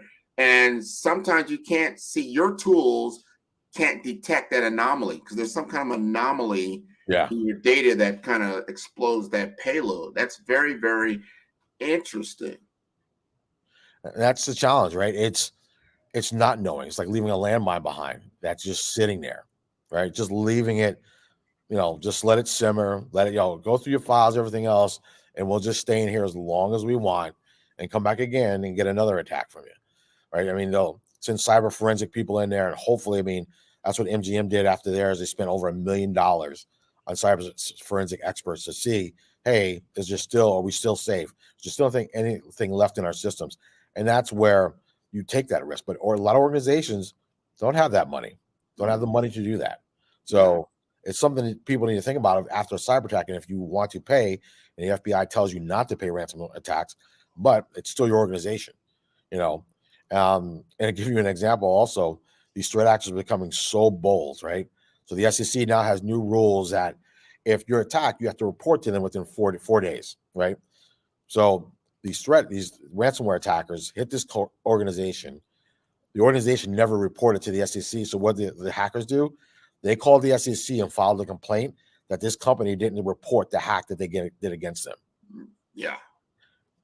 Yeah, you got it. And that's the thing. Once you're in their noose and then you're in their crosshairs, it's hard to get out. One thing I like about the Levon Center is that the forward thinking. Your cyber range is located within the Levon Innovation Center. Yes. It is located on the NSU or the Nova Southeastern University campus. And you've got relationships on a government level, an academic level, an enterprise level, a startup level. So you get a lot of exposure, and then you're able to help these organizations. Does the cyber range give, like, I don't know if you call it a guarantee, but what is the expectation as they get through your program that they're going to receive? It's not necessarily a guarantee, but it's more they'll understand right away how important it is to consistently keep up with that training. I mean, Grant, I'm in the cyber range right now. You can see with my background, everything like that. You've been in here. When you walk in this, it's a military-grade cyber range that's been approved by the FBI, NSF, DOD, Cyber Command, all signed off on it as a military-grade range. So when you walk in here, it's like walking in the Pentagon. Door closes, there's no windows, it's soundproof and everything else. So you feel like you're in an environment that you're going to get the training that you need to start preparing you for a cyber attack. And that's what you need. You need to feel like, okay, if I had a cyber attack, I need to go to my war room and I need to start planning and training and preparing that. And if it happens in real life, my team would need to be in its own separate room, being able to address those issues. So when they're here, they get it right away within the first 30 minutes of, okay, this is serious. I need to be paying attention. So it's not about coming in here and you're on your cell phone, going through the stuff. We make sure the information or the training we're giving keeps you engaged. And that's the challenge thing, right? You go to a lot of organizations, it's in a conference room, it's over here, you have distractions, people want to check your email. We make sure that it's very engaging from the start that you get the feeling that, okay, I need to go through the scenario as if it's a real life scenario. I like that. The reality of it, the authenticity of it. And I like what you said even earlier, like you have a plan, just like, I'm in the sports. I'm sure you're in the sports, right? Every coach comes out there and their team to come out there with a plan. This is what we're going to do. Here's our A, B, C, D, our contingency. But there's a team on the other side of, in this game that's coming out with their plan. They're going to implement it. And when you actually see the game, almost about 3 or 4 plays in, you throw out the plan. You got to reassess everything. I want our viewers, our audience to understand that you might have a plan, but when it actually happens, you're actually in a situation, that's when you realize, wow, plan A didn't work. Plan B somewhat, was there. Plan C, well, I didn't see my guy, going down and getting hurt. I didn't see someone else. All these other things, real life kind of comes into play, right? Yeah. And that's the way you look at it. I mean, we know that famous saying by Mike Tyson, everybody's got a plan to get punched in the mouth. Right? I mean, and that's really like a cyber attack. Once you get that first punch in the mouth and the eyes start tearing up and everything, and you're backing up and you're trying to get your legs underneath you, that's a cyber attack. That's that feeling of the unknown, like, where did that just come from? I didn't know it was going to be that powerful of a hit. Okay, do I have what it takes to fight back against this? And that's where, like you're saying, that plan B, plan C really comes into effect of, okay, what do I need to do? Do I need to move to the left? Do I need to move to the right? What do I need to do to stop the next blow that's coming? And you need to think about this as you're going through it, as you need to train in that same manner, like that reaction, that response of, okay, I know it's coming left because they're going left, not a problem. I can move past that. That's how you need to plan for your cyber attacks I know I'm going to get punched in the mouth. I just don't know when it's going to happen, but it's going to happen. It's inevitable. And a lot of organizations that kept saying it's not going to happen to me, it has happened. I mean, large organizations. I mean, our government agencies got hit in July, 7 of them, DOE. Now, these are organizations that focus on cybersecurity every single day. Now, if they can get hacked and breached, what's going to say that any other organization cannot get hacked and breached? Now, let me ask you this. So now we hear about the frightening realities of it. And let's just say, all right, I'm taking, John, you've convinced me. Yeah, I got our team. We are going to go ahead and take you up on cyber awareness training. And give us just like 4 or 5 different tips that an organization, like, some digital hygiene, we'll call it like that, they can do like right now. We got our audience. They're sitting there like, you know what, this is important. Give me some tips right now that I can begin to utilize before I take the training so I can get better prepared. I think it's really understanding what you have in place now. Like, you ask yourself, hey, if I walked in my office today, if we got hit with a cyber attack, what would our response be? So it's really just going through the basics of how would I do it now? Do I think we can handle it? Who would I need to talk to and understanding that? If I ask people around me, understanding, saying, hey, anybody in the hallway, do you think if you could identify a phishing email? Do you think you be able to understand something? And who do you send that information to if you think it's a phishing email, right? Understanding that whole protocol internally, preparing yourself so as you come in, you can understand where you're weak and where you're strong. And going, okay, I think we're strong here based on these things here, but I think we're definitely weak here. And this is where we need a lot more help. And even on the areas that we're strong, how can we get stronger in those areas that I think we are? And do we have the right personnel in place, right? And a lot of organizations, they have people that wear many hats, especially on the IT side, where you don't have the budget to hire a highly technical person or the right person, someone that's been on the job doing what we call OJT training, right? On the job training, trying to learn as they go along, and they have all this pressure on them. I mean, the technical people have a lot of pressure on them because they're that front line of defense.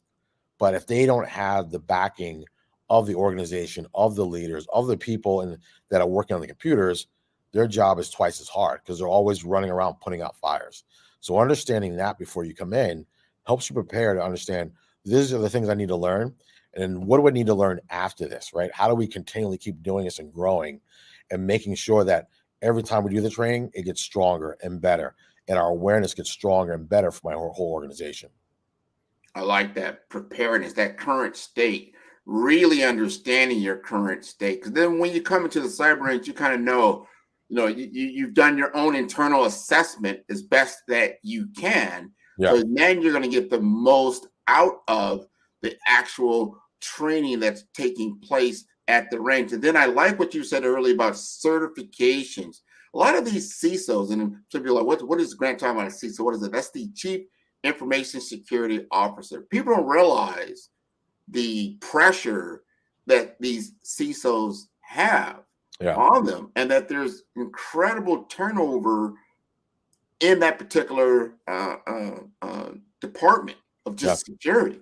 So talk to us a little bit about that. And that's what's been going on a lot now. Is these, what they call these CISOs, like Grant was saying, is the pressure on them is twofold. And a lot of them, and a survey has been done, I think it was by Gartner, they're saying 65% of them don't think they can even handle a serious cyber attack because they haven't had significant training after they've come on board to prepare them of what the new threats are. And that's where a lot of people always ask, oh, well, how much should we budget for cybersecurity? And average cyber attack or a data breach is $4.5 million, right? $4.5 million, or would you rather budget $250,000 a year for continuous cybersecurity training and awareness training? And that's where it is. And this is where the CISOs have this pressure of trying to make sure their people are prepared and trained up aboard. But also, some of them might be in positions where they're not getting paid a lot. So because they're in such high demand, they can be snatched up for a very significant salary to go elsewhere. Now, if that happens, ask in your organization, ask yourself who can backfill that fast.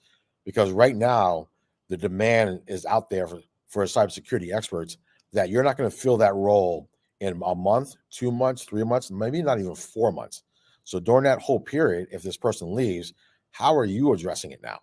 Who's got the training to step in to do that? And this is where the importance of taking care of your CISOs and those technical teams when it comes to cybersecurity, giving them the training they need, let them get their certifications. That way, they're not going to want to leave because they know they're being taken care of and they feel comfortable that they know what they need to do. But two, now they're more secure and thinking they can stop an attack. Yeah, and we talked about this, but we really got to hone in on the fact that the digital landscape is changing. And because we dwell in a world in which the economic platform is largely digital, so that means your digital platform is generating you money. And this is what's attracting the nefarious actors. So they're looking at that like, wow, like right now, you look at the NASDAQ, you look at the stock exchange, and you see, wow, what are the top 10 companies in the world? And they're digital platform companies. You know, your Amazons, your Googles, your Airbnbs, your Ubers, and all that. Like, this is transacting all the time. A lot of companies are now digital entities. Yeah. So you've got to understand, how do you get the awareness and training? Just like when you bring in new people on board, the first thing you do, you're going to start training them on your systems. You start training them on your processes. You start training them how to do the work. How much are you investing in your cybersecurity training as a part of that, not just as an afterthought? And it needs to start in the beginning, especially for startups. But organization, any new technology that's adopted, right, digital transformation, will have a cybersecurity component to it. And it needs to have cybersecurity in that roadmap of how you're preparing to implement this new technology. How are you securing this new technology? How are you preparing your teams to manage securing this new technology? And it's not something back in the days like, hey, I'm just going to bring in a new server, just implement it, and that's it. It's like, no, this technology is so innovative that's changing the way people are doing business, but also has to change your process of how you implement this. And cybersecurity should always be tied hip and hip to any new technology that's being implemented in an organization. And if you're not, these are the ones that are failing and getting hacked, thinking, oh, I'll just add AI in here. I'll just add blockchain in here, right? That's not the case. You need to think about, what's my strategy when I implement this, and how are we securing it, protecting the data that's coming into it? Yeah. Ahead of time, right? Ahead of time. Ahead of time. It's like when you build a building, any architect knows you've got to think about the critical factors of the environment to withstand. So you're going to be thinking about, like, here we are in South Florida, any building that's built, hey, it's got to be able to withstand a Category 5 hurricane. This is a big thing. Not to say Yeah. it's going to happen every day, but we do understand that we have to build for those kinds of scenarios. We got to think through that. And what you brought up is so important. And our C-suite people, the owners, might be that technically savvy, but they got to know how to ask the right questions Yes. of their IT team, not even just their IT teams, their third-party IT vendors. Because we were talking about, like, I think it was Target 2 years back. They got hacked. How did they get hacked? They had a vendor of a vendor wasn't didn't have their digital hygiene together, and that caused them to lose all that credit card information. And that's it, right? It's understanding when we do our cyber or executive briefing, the biggest thing, it's not technical, right? You have to make it so they're comfortable saying, okay, I understand this now and my responsibilities. What are the questions I need to ask, or who should I be asking these questions of?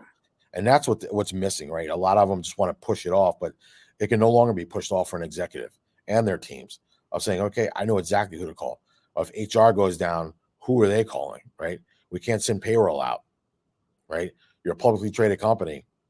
How's this affecting us, right? Who do I call? Who do I reach out to? You know, how do I mitigate some of this stuff fast and quickly?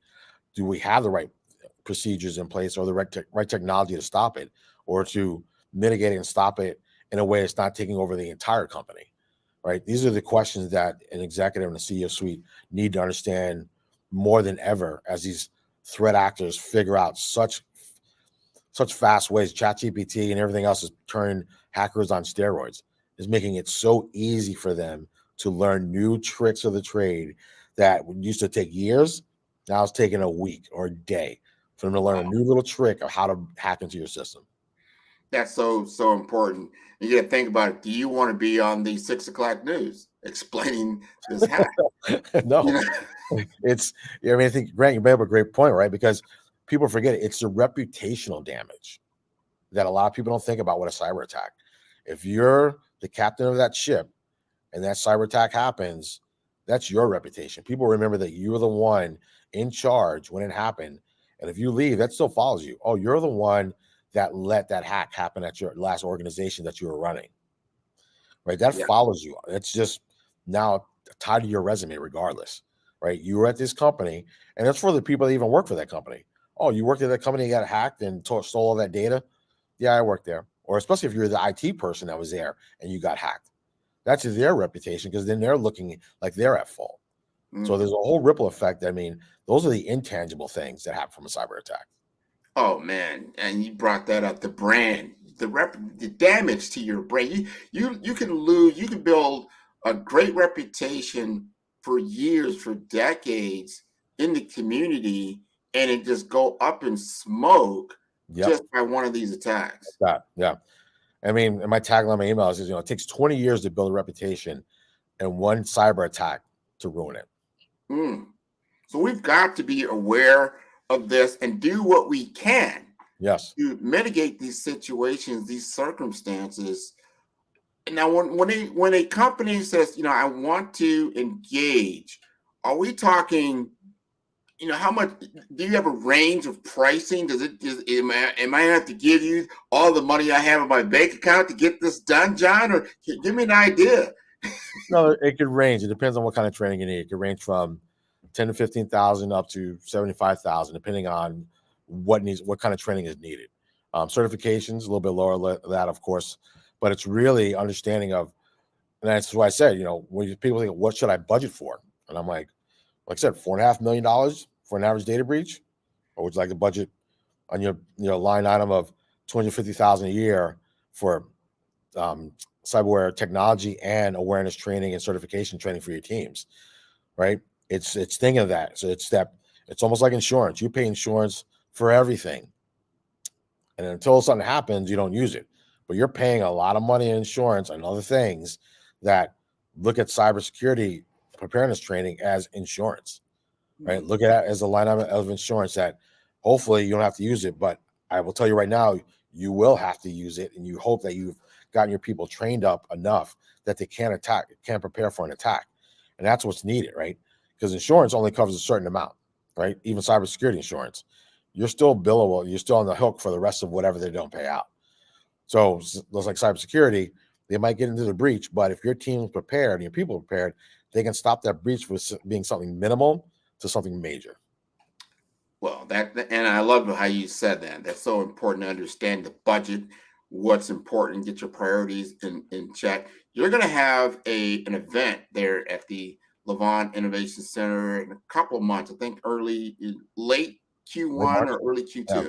Yeah. We're looking at March 22nd. It's going to be an international cyber summit, focused mainly on critical infrastructure. So it's going to be healthcare, financial services, and manufacturing. And the reason why we're making it international is cybersecurity is an international threat. I mean, cyber attacks are an international threat. And to bring in the community, which we're trying to build is a cyber awareness community of experts to share what best practices are, what's going on, how people and organizations should be preparing, what's on the forefront of what they see for things in the future.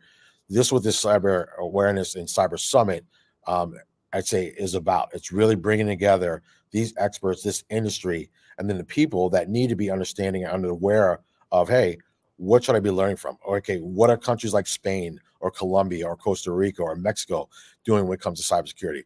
What kind of cyber attacks are they having to address, right? Kind of getting this, share of the land of, hey, what have you seen? This is what we've done. And then sharing that with the audience of, hey, be prepared because these are the type of attacks we're seeing and it's only going to happen to you guys sooner or later. And that's what it really brings together. And I think it's going to be a great event, in my opinion. I mean, just from understanding the speakers that we're going to be having, the experts that are going to be here, the vendors that work in cybersecurity with the technology and software that are going to be here, really brings in an awareness that's needed right now, I said, more than ever.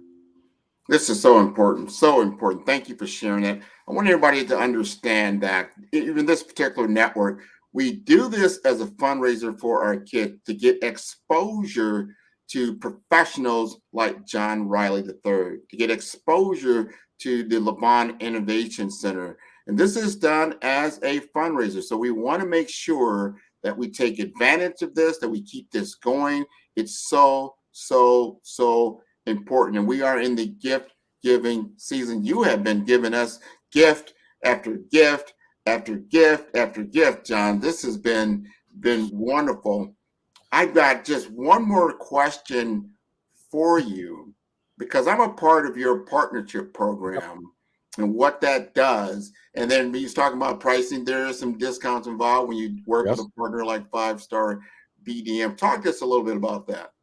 And working with organizations like 5-Star BDM really makes it easy because 5-Star BDM is in that community, knowing the people that need this training, but their expertise with 5-Star BDM is really saying, hey, I want to bring you in to expertise that you need to be prepared for.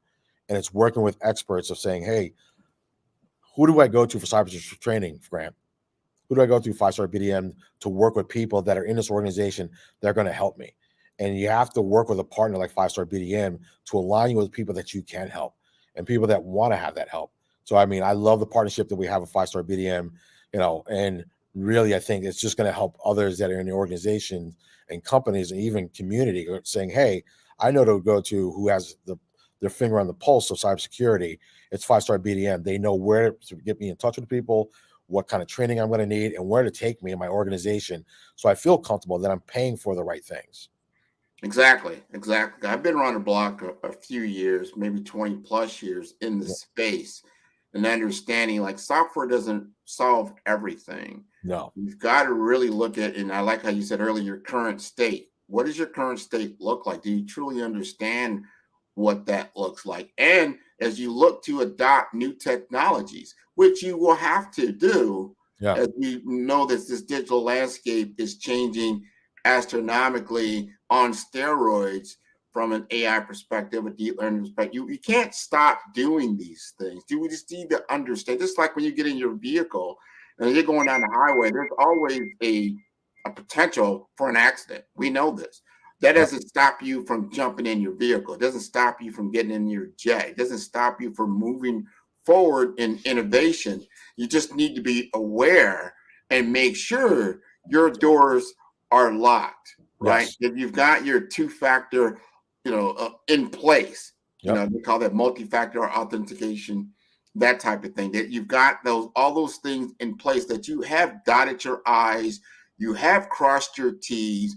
Let's look at it as a framework. Let me look at it from the lens of how a cyber insurance company is going to look at you and understand kind of where you're at. And then I'm going to contact John, like, look, let's put this baby on the road.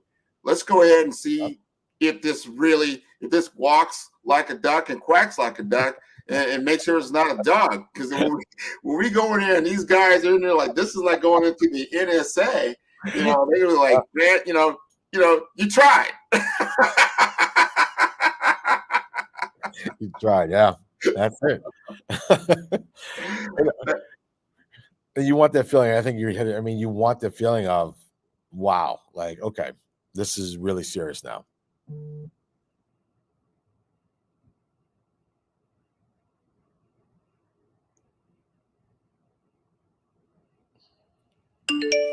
Oh, I'm back. Okay. Yeah.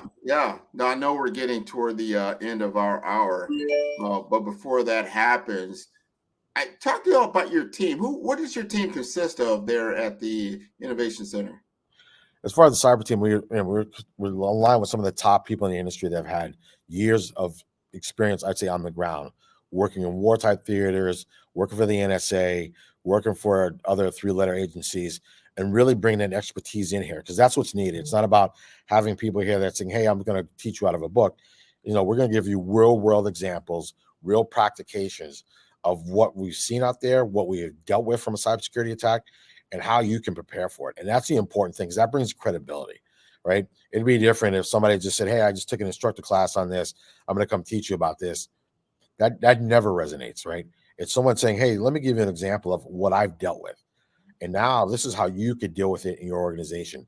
Here's how you can prepare for it based on my experience of where I failed at stopping it, or how I prepared enough that we stopped it early enough on.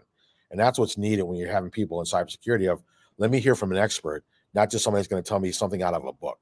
And that's what we want to align ourselves. When we pick our affiliate partners like 5-Star BDM and others, it's really on the lines of, let's pick the right expertise people that bring in here, that bring credibility. So when people are here for their training, you understand they're getting an experience that is going to resonate when they leave. They'll be able to apply it as soon as they get back to the office, and then ask other questions of, okay, how do we go back? Because I want to go through this exercise again. I want to see if we did it better. Interesting. And I've been there. You've got a crack team there, not just in the cyber, because the Levant Innovation Center has different, you would call centers of excellence. Yes. On the campus, right? Yep. And cyber, every time I go, there's always somebody coming in and out of the cyber range. I'm like, hey, I was just up there, learning something or doing an exercise. And there's other centers of excellence that they have actually robots right there that are moving around. It looks something out of the future. Just describe for the team, because a lot of people, they haven't been there. Maybe they've seen some video. Yeah. Walk us through what's happening there at the Innovation Center. So the Innovation Center, it's 54,000 square foot room, floor of innovation. We have an AI lab that has a digital twin city in there, robots, everything, 3D printers. It allows entrepreneurs to come in here to test their ideas as well, which is a great thing. We just added what they call a volumetric room that takes a 3D scan of your entire body. It's the only public one in the United States. The only ones that are out there are in Disney or on the Sony set in Hollywood. So we're making it a way and bringing this technology and bringing it to the masses of saying, hey, look at this technology. How can you leverage it for your company? How can you leverage it for your startup, right? The teams that are here, the people that run it, Terry Randall, John Weserman, who runs his chief innovation officer that's here, really have made this a way, I'd say, of people that are new to technology to come here and learn more about it. And I think that's the important thing, because a lot of people are afraid of technology. But once you've learned anything new in life, once you learn about it, it's no longer scary, right? And that's what we're making it easy, giving easy access to people that want to be part of innovative technology, an easy way to do that and get them to learn about it so they are comfortable. So then that idea pops in their head of, hey, you know what? I have a business, but I'd love to implement that part of technology that I wasn't aware of. And hey, how do I use that to help my business scale and grow and make it more innovative and give a better value or experience to my customers now that I have this technology implemented? That's what I look at the Innovation Center that brings to people and organizations, of giving them the access to innovative ideas and thoughts, and then allowing them to implement it in a way that they're comfortable. So true. Especially I go back to what I talked about earlier, when you understand that these digital platforms kind of rule the world. Yes. We have a chance. You have an idea. I talked to so many people that I have an idea. This is going to work. But we want this to happen. We need to reimagine our world, reimagine certain processes, reimagine how things get done. Yeah. But then you've got to have a way to test it. Does it really solve the problem? What we have found, and maybe, I don't know, 80% of the software applications that they come out with really didn't solve the problem. It was cool, it looked great, but it didn't solve the problem. So you got to have a way to actually test that out. Yes. The Levant Innovation Center gives you that ability, and then you've got the security to understand that, hey, well, you've built it, but it's not going to be self-destruct in front of your face. Exactly. I agree with you 100%, Grant. And thank you so much for your presentation. Mr. Riley, if you would please tell us, if we want to get in contact with you and to know more about what it is that you offer our young people, can you please tell us how to reach out to you? Sure. So I have Ava Technology, which is jriley@avaintel.com, but I'm at the Levant Center, like Grant was saying. So it's jriley@nova.edu. Great. Thank you again for your genius. The genius is coming. Thank you, Grant, for your excellent moderation. And I'll see you guys on the other side. Thank you, Kimberly. Happy holiday.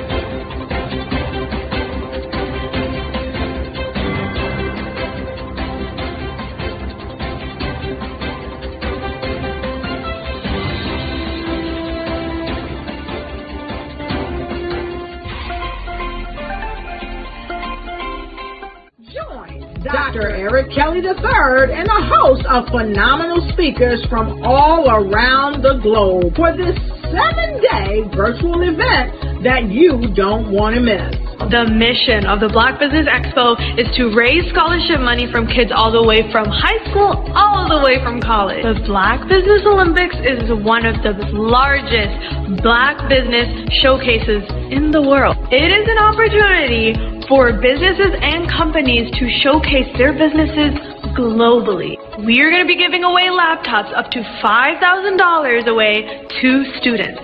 Again, I'm Olivia Appleberry, the founder of 2 Cents Finance and one of the speakers for the expo. I am so excited to see you there. For more info, go to www.blackbusinessexpousa.com or call 919-308-9090 and hope to see you there. I am Black Business. From the moment I wake until the time I sleep. Yes, I am Black Business. I am Black Business. Tell me, are you Black Business? I am Black Business. Do you support Black businesses? Listen, I support Black business because I am Black Business. Black Business Expo, one of the largest business showcases in the history of Black business in the world. The world! Sign up today at www.blackbusinessexpousa.com or call 919-308-9090. I am Black Business. I am Black Business. From the moment I wake until the time I sleep, I am Black Business. I am Black Business. Are you Black business? I am Black business. Do you support Black businesses? I support Black business because I am Black business. Black Business Expo, one of the largest business showcases in the history of Black America in North Carolina. Join Dr. Eric Kelly III and a host of phenomenal speakers from all around the globe for this 7-day virtual event that you don't want to miss.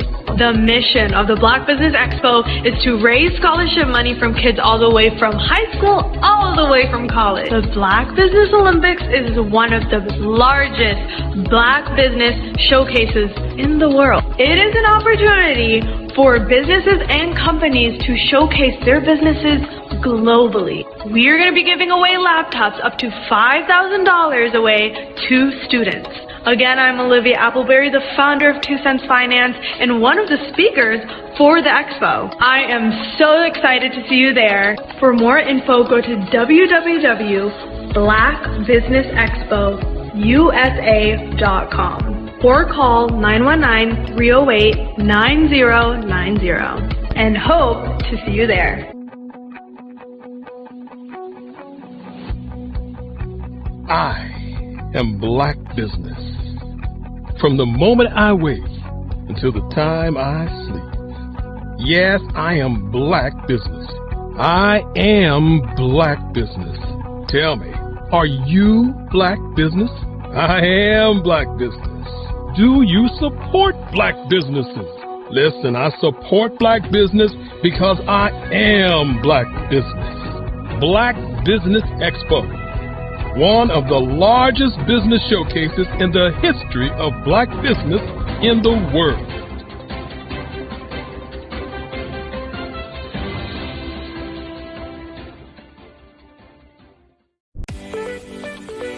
You are in the right place at the right time.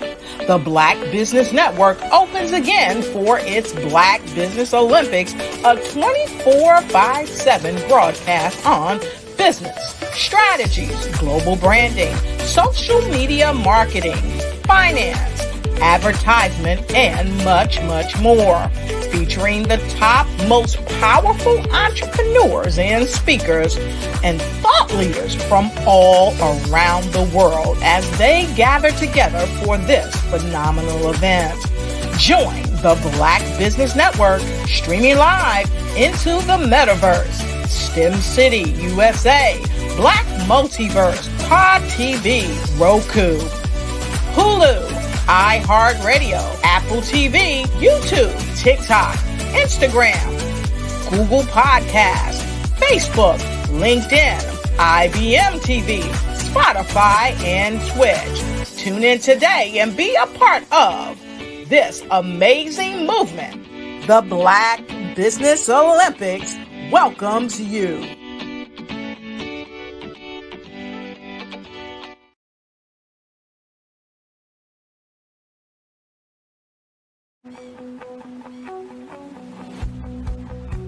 I am Black business. From the moment I wake until the time I sleep. Yes, I am Black business. I am Black business. Tell me, are you Black business? I am Black business. Do you support Black businesses? Listen, I support Black business because I am Black business. Black Business Expo, one of the largest business showcases in the history of Black business in the world. The world. Sign up today at www.blackbusinessexpousa.com or call 919-308-9090. I am Black business.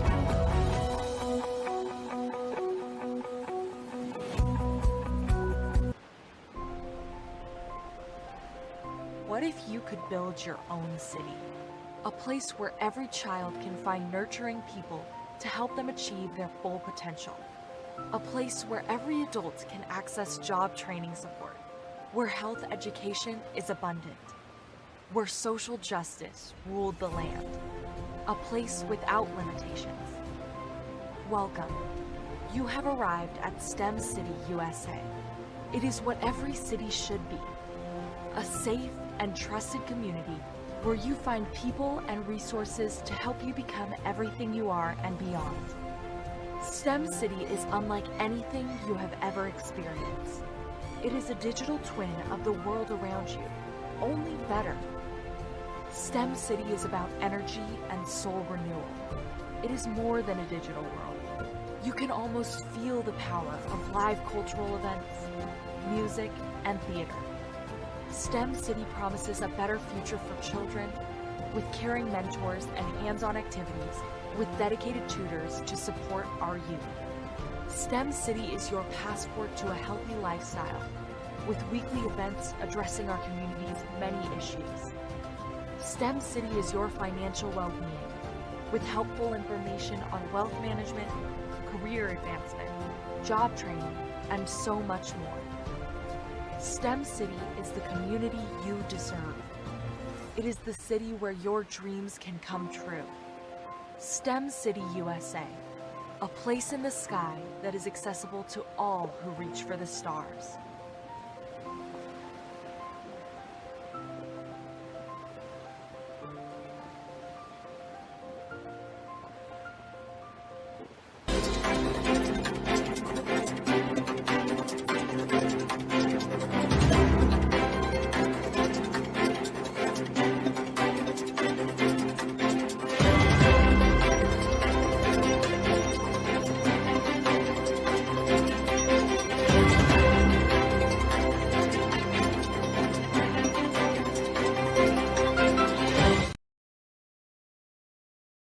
I am from Washington, D.C., but I was raised in Durham, North Carolina. I came to Durham when I was about 5 or 6, and then I traveled back and forth to D.C. because it's where my people are from. One of the unique things about my family is my mother, she's also an artist. She does quilting, and she does a lot of artistic things, and then my son, he draws with both hands, his right hand and his left hand like I do.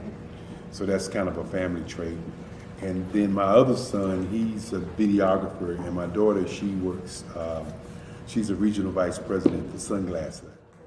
When you start out drawing and sketching, you want to continue to explore, you know, each avenue. I do pastels, I do pen and ink, I do painting, I do acrylics. I haven't done oils yet. But I try to do all facets of art. What I say to a lot of times to people is, you know, you can't put yourself in a box when you're an artist. You have to explore. And over the course of my life, I've tried to explore different mediums. I also do sculpture as well. I choose my subjects by the intensity that they have in their faces, or the intensity that somebody is moving, because I do more than portrait drawings. I also do I do abstract, and then I do figurative drawing also. Well, what happened in this particular show is that I started out trying to come up with something that would be a little bit different than what everybody else is doing. So I was working on a Barack Obama show, and they wanted me to do some paintings of Barack. And so what I did was, because of the deadlines, I kind of did it kind of fast. And then I realized when I was doing it fast, I enjoyed it. And so then I started doing other pieces the same way, and I started to enjoy those pieces also. And so I came up with this particular style, and it's a style of lines and colors. And what's interesting is that when I was in college, I did a show called Lines, Colors, and I talked about the boldness of the blacks, the hotness of the whites, and this is how this has come about, you know, later on in my life. And the colors comes from a lot of the entertainers that I work with, where they wear different colors. They don't wear, you know, your plain reds or your whites. They wear different colors, and so that's also another piece of what's giving me the colors. The subtitle of this show is faces that speak life. That's real critical. Faces that speak life. Each one of these pieces is a life source and a life energy that's being put on display for people that are looking at them. You know, I always say in terms of my art, it's not important that I draw them. It's important what you get out of what I draw. You know, I don't try to just draw it because you like it. People wanted me to do prints. I didn't do prints.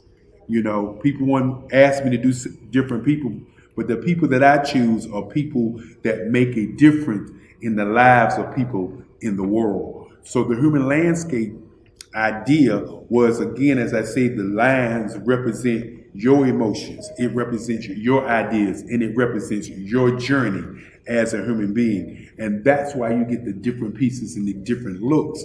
And as you notice, I try not to do one look that looks alike another look. And that's what's the most important part of this show.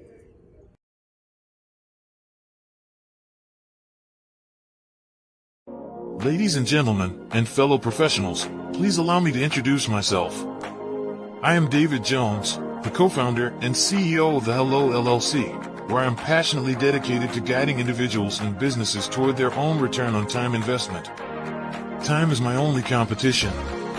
With over 20 years of experience as a corporate C-level executive, I bring a wealth of knowledge and expertise to the Hello LLC. My career journey has been marked by a relentless pursuit of excellence in marketing, strategy, and business management leadership. I have had the privilege of working with renowned Fortune 500 companies such as Xerox, American Airlines, Hilton, and Geico. However, what truly drives me is the transformational work we do at the Hello LLC. We are pioneering a new approach to business in the metaverse, where we empower businesses and individuals to build strong foundations, automate their processes and systems, while thriving in the ever-evolving digital landscape. More than just a 3D digital marketing agency, the Hello LLC is truly a community built on love, kindness, and integrity. We want more for you than from you. As I often say, collaboration is the new competition. In an era where time is the most precious commodity, I am here to guide you toward your own return on time investment, because if time was sold in stores, it would be sold out. With a deep commitment to excellence and a strong belief in the power of community, I don't just lead a company, I lead a movement into the future of business. Ladies and gentlemen, it is both an honor and a pleasure to be your guide on this remarkable journey. I am David Jones, and together, we will embrace a future marked by success, collaboration, and the transformative work we do at the Hello LLC. Hello stands for helping everyone live life optimally. So, let's make that pivot together and start living life optimally today. Sometimes you got to hear the news from the Black perspective, and more specifically, Black publishers. And that's exactly why you have to download the HeyTie app, the largest mobile app delivering breaking news, videos, and podcasts from 200 of your favorite Black publishers. Yes, 200 Black publishers delivering news as it happens, literally all in one app. Go to HAYTI.com or download the app in the Google Play Store or Apple App Store. It's completely free, along with information that you can trust, so go check them out.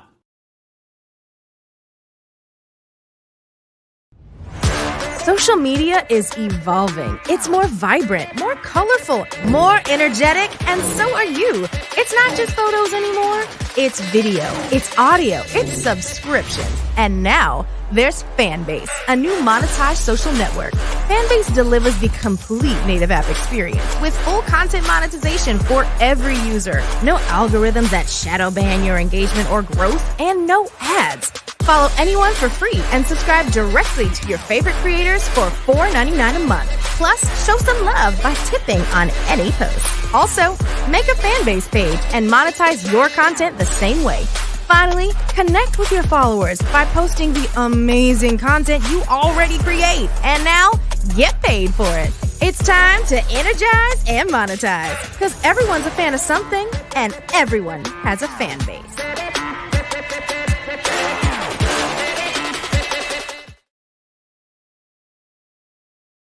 Are you a forward-thinking entrepreneur or business owner? The world is changing faster than ever, and it's time to pivot and adapt to the future. Hello LLC is here to help you do just that. Hello stands for helping enterprises leverage leading-edge optimizations. Our innovative solutions can streamline operations, reduce overhead costs, and give you a competitive edge in a market projected to reach $5 trillion by 2030. By pivoting to the metaverse, businesses can tap into a rapidly growing market that is projected to be a significant part of daily life for 25% of Americans by 2026. As a full digital metaverse agency, the Hello LLC can help you create custom solutions to streamline operations, increase productivity, reduce costs, and drive brand recognition. Why should you pivot to the metaverse with the Hello LLC? By leveraging cutting-edge technology, you can provide immersive experiences for your customers, expand your global reach, and unlock new revenue streams. Contact us today to make the pivot.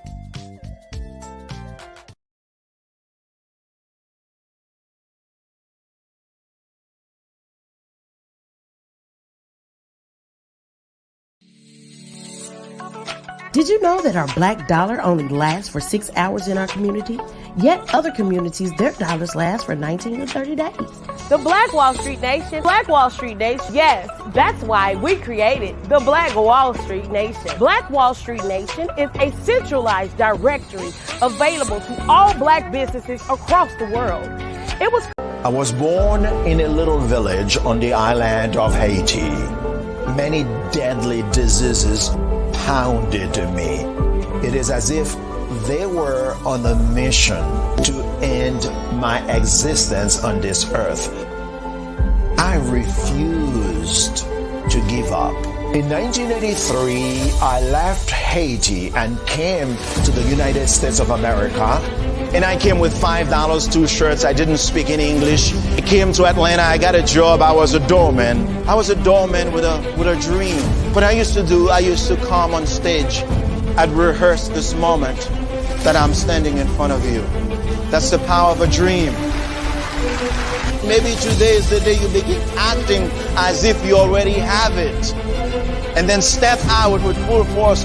Take a risk. No condition is permanent. Don't let your situation distract you.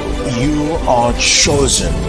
You are called. You are born for a purpose in this life.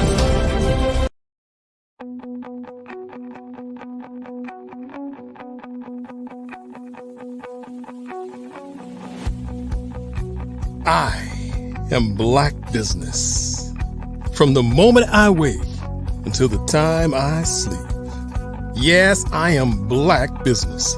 I am Black Business. Tell me, are you Black Business? I am Black Business. Do you support Black businesses? Listen, I support Black business because I am Black Business. Black Business Expo, one of the largest business showcases in the history of Black business in the world. The world! Sign up today at www.blackbusinessexpousa.com or call 919-308-9090. I am Black Business.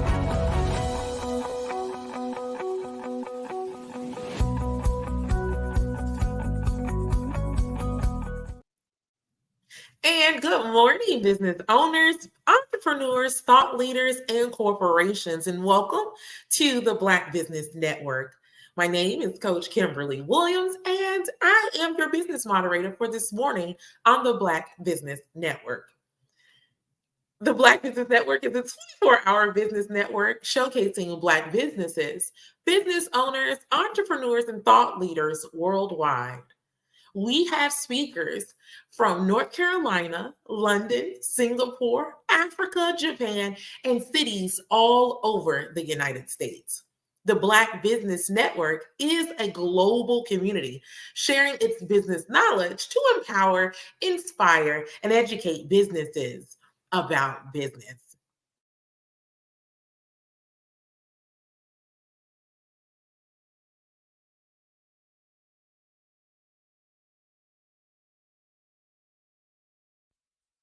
How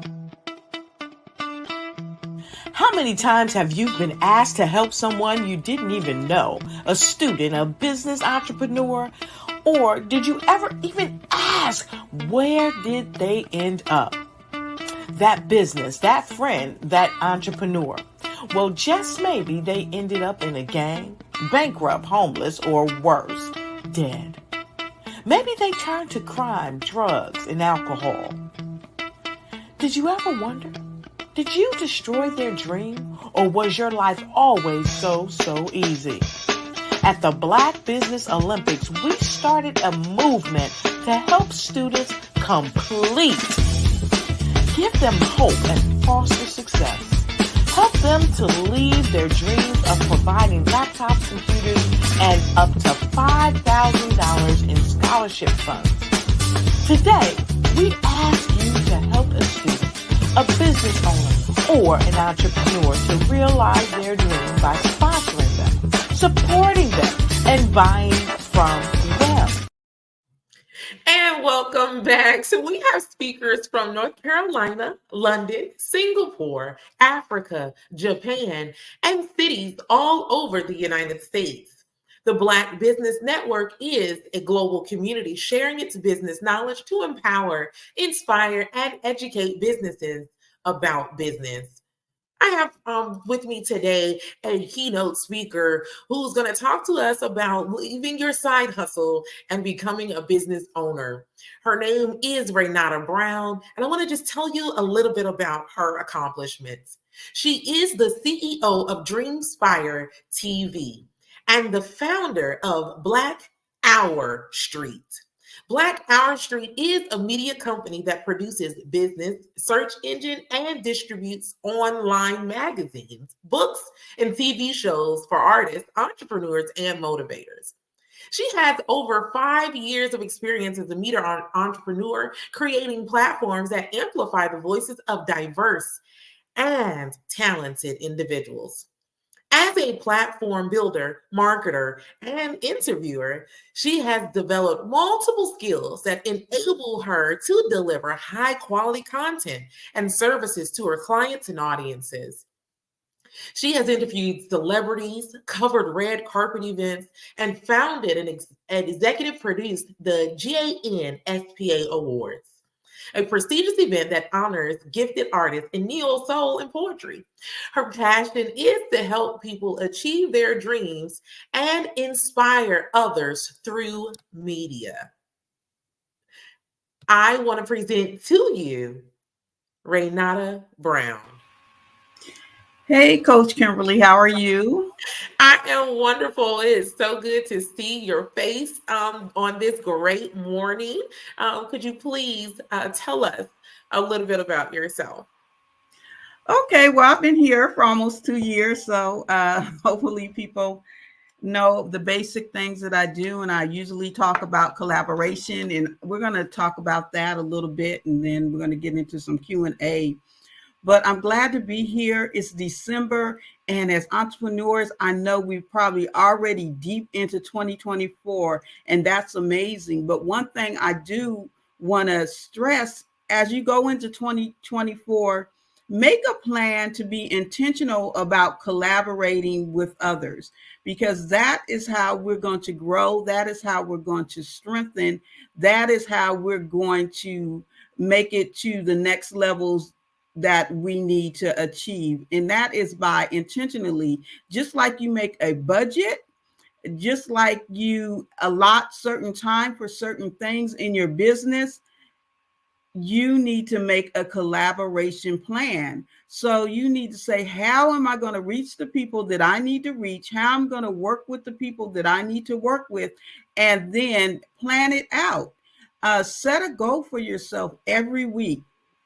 Every week, I set a goal for myself to connect with as many people as I can. And not only am I setting a goal, I have an action plan. So one of the primary places that I connect with people is in my LinkedIn network. So I'm very intentional about connecting having a plan, inviting people to a call.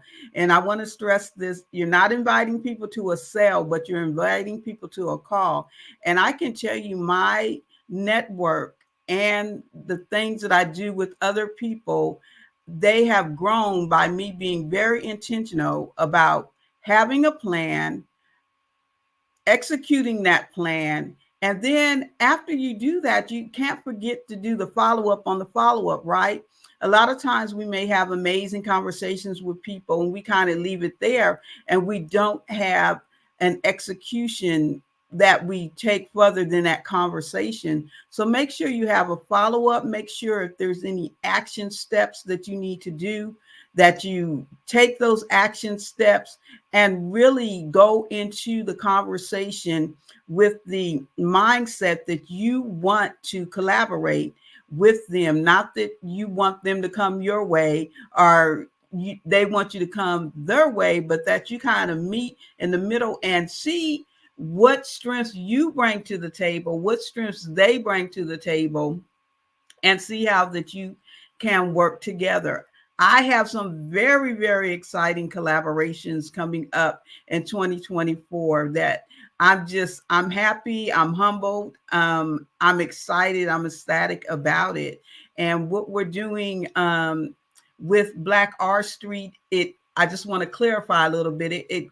It's a combination of what we do in the other brands. So we have Dreamspire Books, and that is a platform for authors where we have an online bookstore with over 200 authors in our online bookstore. We also do a streaming show, Authors TTV, as well as we have Dreamspire Books, the magazine. All of our shows, when they stream, we put them up on Spotify as well. So what we do in Dreamspire Books, we're taking that and we're doing a very exciting collaboration that I'm going to talk about in a few minutes.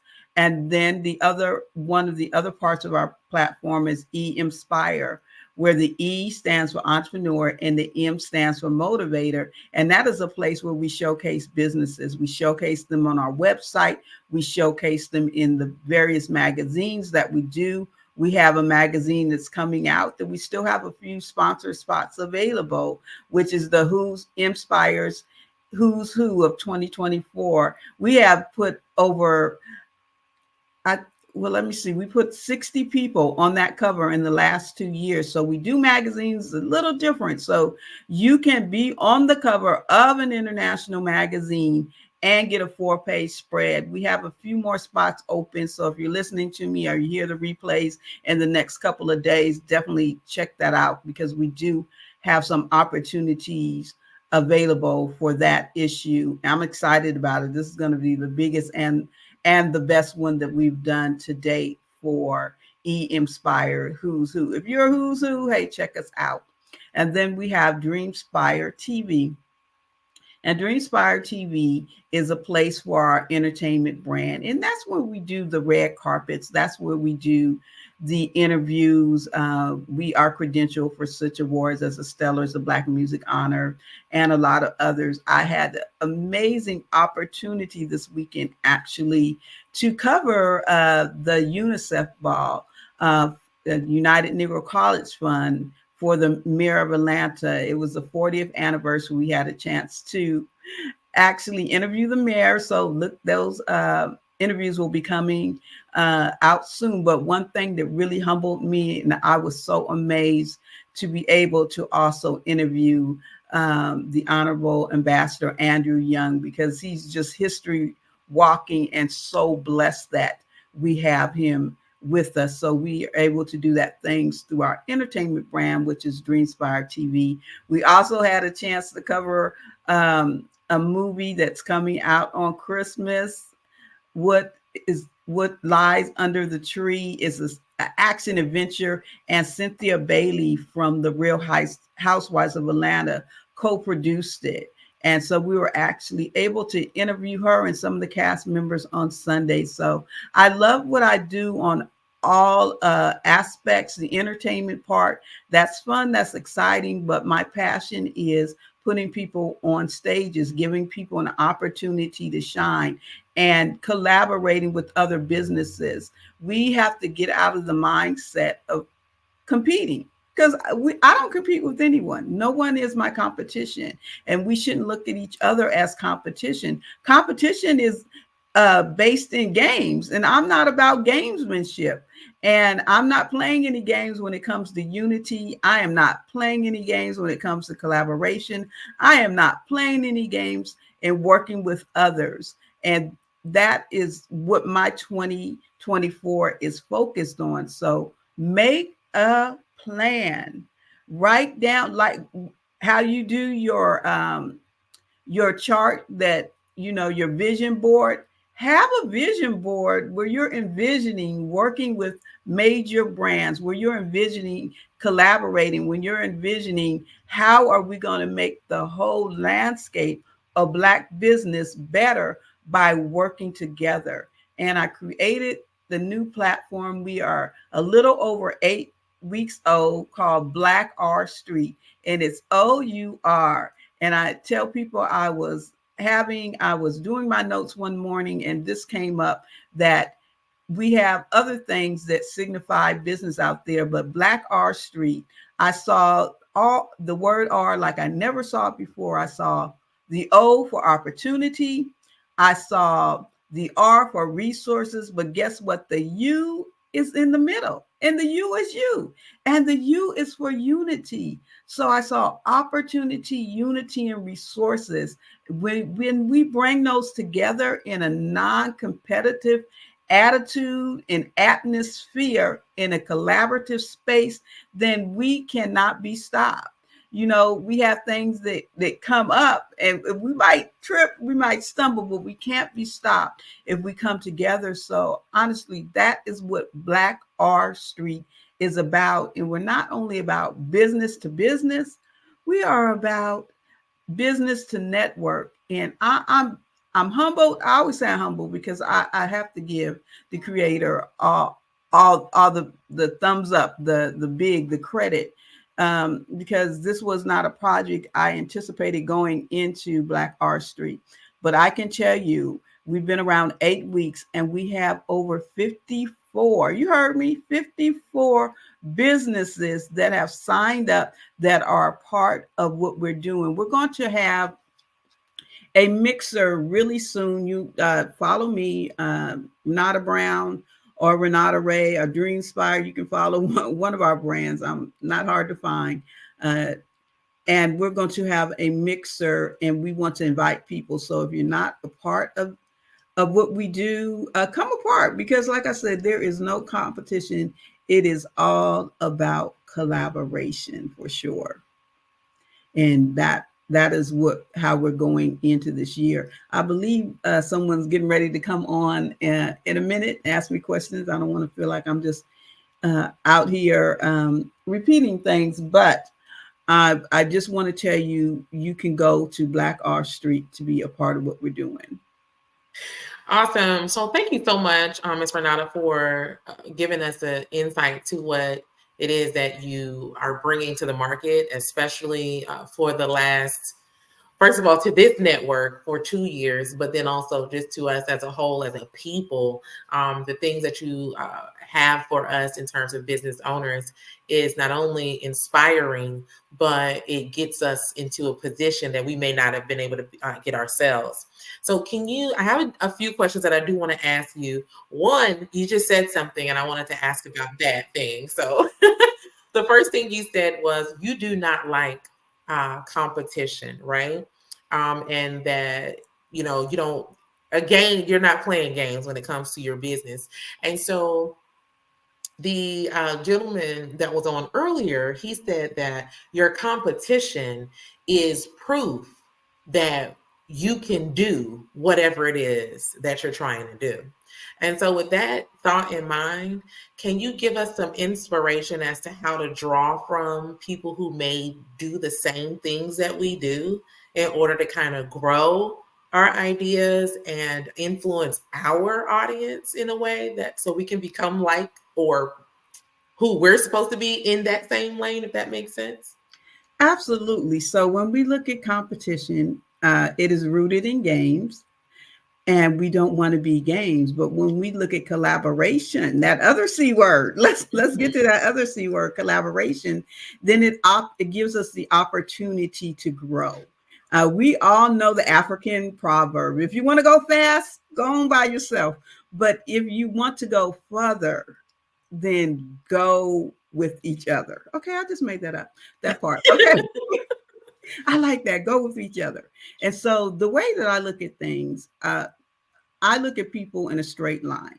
If you're heading in the direction that I'm heading, if you are motivated, if you're an entrepreneur, if you are about unity, if you are about growth, if you are about Black people, okay, then I say we're heading in the same direction. Now we know how direction works. I might be in front of you. So I think helping other people behind me, because we're going the same way, right? So sometimes you have to help people that are coming up and share your knowledge and give back. When I interviewed the chairman of the United Negro College Fund, and I said, okay, it's good. They raised about $4 million Saturday night. But I asked her, I said, what are one of the things that people can do year round? And she said two things. She said, first of all, was volunteerism. So giving back to that person that's behind you. Okay. But when you're competing, you're not thinking about that person behind you, right? You're not trying to help them get to where you're going. You're just trying to get out there, and that poor person behind you, you're a gatekeeper. So let's put a gatekeeping to the side in 2024. So that's the first person, right? So I'm helping those, I'm volunteering, giving my time, resource, and money to those that are in need, right? Because I want you to come up. I want the young people to come up. I want the beginning entrepreneur to come up. I want all those people to be a part of what I'm doing, because I'm where I'm at, but I want them to have that. The next thing in that line is those that is walking with me, right? Okay, we cool. You're not my competition. You're my brother, and you're my sister, and my sister. We're walking together so we can get things accomplished. Right now, we're joining up. And then the third person in that line is that person that I have aspirations. That person that's doing the thing, right? So that's how I look at it. Anti-competition, more collaboration, because also what is for me, no one can take. I'm gonna say this, I'll let you ask your next question. We often say, I can't pour from an empty cup. So I thought about that saying when I was writing my third book. A cup is for us to drink from, right? I like you, Kimberly, but I'm not sharing my cup with you, okay? You're not like that, okay? So what's in my cup is for me, so I don't have to worry about what's in my cup, because that is 100% for me. What's in my picture, that is what I'm pouring in. That is what needs to be replenished, right? That is the vessel. So we can't be both the recipient and the vessel at the same time. But there's times when we pour in, and there's times when we drink. So let's stop saying you can't pour from an empty cup, because the only way you pour stuff out of a cup is when you're done with it, right? When you're washing it out, when you're putting it away. Well, cup is a vessel to receive and to drink. A picture is a vessel that we pour out of, and we need to be replenished. And when you know that you got something in your cup, you don't have to think about the scarcity, because I think competition is a scarcity mindset. It means it's not enough for me. There's nothing to pour in my cup because you have it. Right. I love that. I love that. I love that. I love that. One of the things that I heard most about what you were saying is coming from a place of abundance, right? What I have is enough to give the person who's behind me, because they're not where I am. The person next to me we're carrying the same thing, so we can walk alongside one another. And the person ahead of me has what I need next, right? And so I love that. I love that. I love it. So let me ask you this question. You've been a part of a lot of different scenes, right? when it comes to over the generation, right? You've been a part of a lot of different spaces and places for our Black faces. And so my question to you is, do you think that we as a Black American or Black people have an equal start today in business compared to 20 or 30 years ago? No. And I'm going to tell you why that's an absolute no. Okay. Because I remember I don't know, I've always been an old soul. So as a child, I remember ruminating and as a teenager on the statement, every generation must declare its right to be free. And so you see the same things happening over and over again because people forget, they don't stand up. If we look at, and I'm not going to get all political, but if we look at what's going on in this country today, we can see that a lot of the rights that were fought for are being eroded. They're being taken back. They are rolling back affirmative action. They're rolling back so many different programs. So each generation, our generation, has to stand up and say, wait a minute, we have more tools than we had in the past.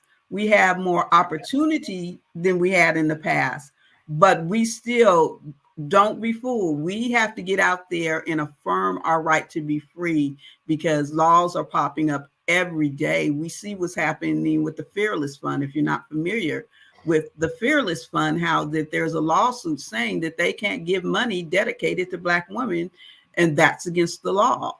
And they won the first round of, well, they lost the first round of their lawsuit. So we have to be aware. We can't say, oh no, we did this and that's it. We have to be diligent. I'm saying two words about what's going on and be locked in. And now more than ever is the time for us to unify and not compete, but to collaborate. Nice. And I love that. I love that explanation. I love why it's a no. So thank you so much for explaining it that way. But in the vein of collaboration, let's talk about that. So there is a 7-day literacy program that you have that you're actually partnering with the Black Business Olympics about, right? So what is that? Tell me a little bit about that. Oh my God. So that California came out in me. I am so absolutely excited that we're going to be mirroring what is happening today, but we're going to be mirroring it in the literary space. So next year, for 1 week solid, 7 different topics on 7 different days, we will be talking about the literary world. And so we're partnering with the Black Business Olympics on this. We have spaces for authors. We have spaces for publishers. We have spaces for book coaches. So each day we'll have a different topic. So we'll be talking about marketing. We'll be talking about publishing. We will be talking about nonfiction, character development, and all of that. So a part of what I do at Dreamspire Books is that I was on another platform where we did a room for almost 3 years, and it was called You Gave Birth to the Book, Now You Have to Raise It, right?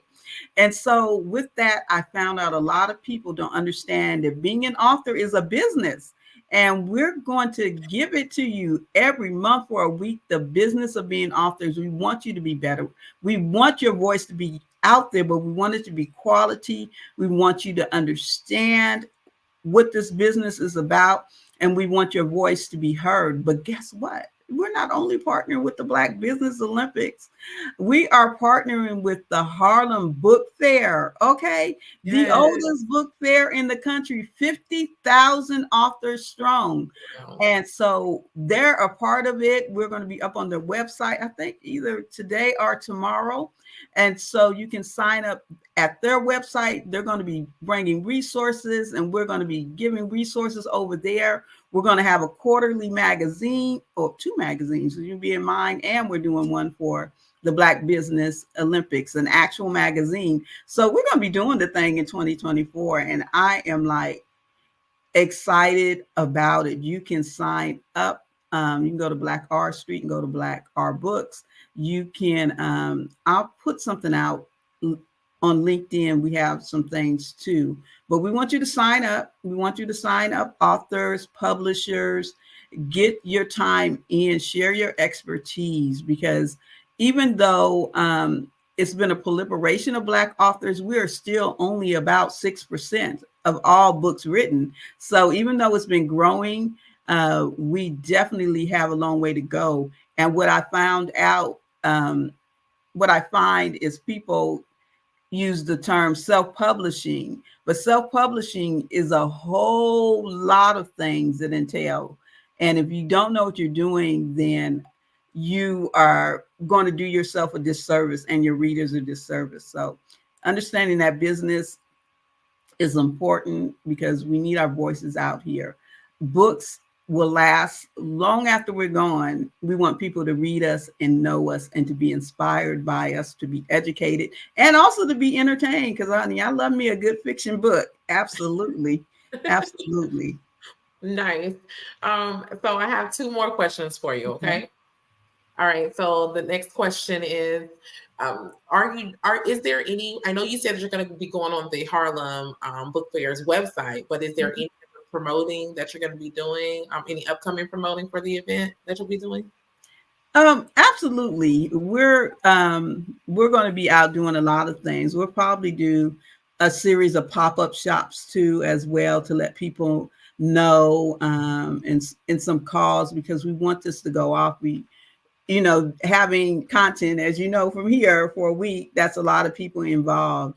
And so I'm excited about what is coming up, and with them partnering with us is going to be a big lift coming out of the gate with this initiative, because wow, how, coming out of the gate with the biggest book fair in the country. Yes, I'm loving it and being a part of this, and Dr. Kelly's vision to even expand, because yeah, he definitely has a vision to do that. When he first approached me, I said, let me think about it. And I thought about it, and I was like, yes, I love it. This is something that we're going to do. And I'm very excited about it. Nice. And do you already have the date and time for your first pop-up and location? No, not for the first pop-up. We're going to try to do something tomorrow. I don't know. I'll just say it. I was in a very serious car accident, but God is strengthening me and he's blessing me. So, but I still have to, take that. So it will be in the next couple of weeks, though. You can look out for it, that we are going to be out there. So if you don't follow me, follow us. Follow me on LinkedIn, Renata Brown. You can follow me on Facebook, but I prefer LinkedIn. And of course, we're on other social media as well, and connect with us on our website. So you can connect with us at Dream, like you're having a dream, Spire, SPIRE books with an S. So dreamspirebooks.com. And there will be information there as well. Nice. Thank you so very much for taking the time to be with us today, in lieu of the car accident and just what that takes to bounce back, and so I know when you're normally here, you share a wealth of information, and you really inspire us to write our thing, write our vision, to push it out there, to own our business. And I know we can go to dreamspirebooks.com, right, to reach out to you. And you're on LinkedIn. Is that at Renata Brown on LinkedIn? Yes. Okay, awesome. So we do look forward to connecting with you. I can't wait to see the Black Hour. I'm sorry. Black Hour Street. The Black Hour Street come into fruition. That's an amazing, amazing collaboration that you have, not only with the Black Business Olympics, but also with the Harlem Book Fair. This is history in the making. So thank you so much for being a pillar, for lifting up the hand of the artsies, right? And not putting a hand down for us. So thank you so much for taking up this space for us, Renata. Is there anything else you want to leave us with, and motivation-wise, for those who are watching? Make that plan. You can make a difference. You just know that you can make a difference. And everything that you do in 2024, and closing out the rest of the year. Don't count these last days out, because listen, after what happened to me, it made me know that every day counts. You can't take it for granted. So make a plan, collaborate. Let 2024 be the year that you collaborate and that you continue to make a difference in the world, because if it's not on purpose, it doesn't have a purpose. I love it. I love it. Thank you again for your time. I want to let you know that genius is common, and I will see you on the other side. Absolutely. You have an amazing day. Thank you. So,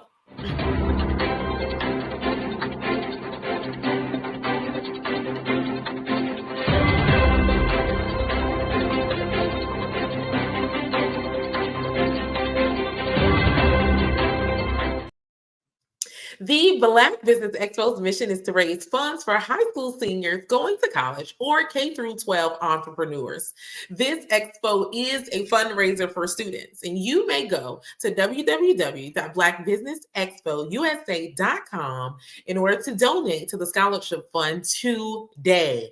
Or you can use our Cash App at $BBX.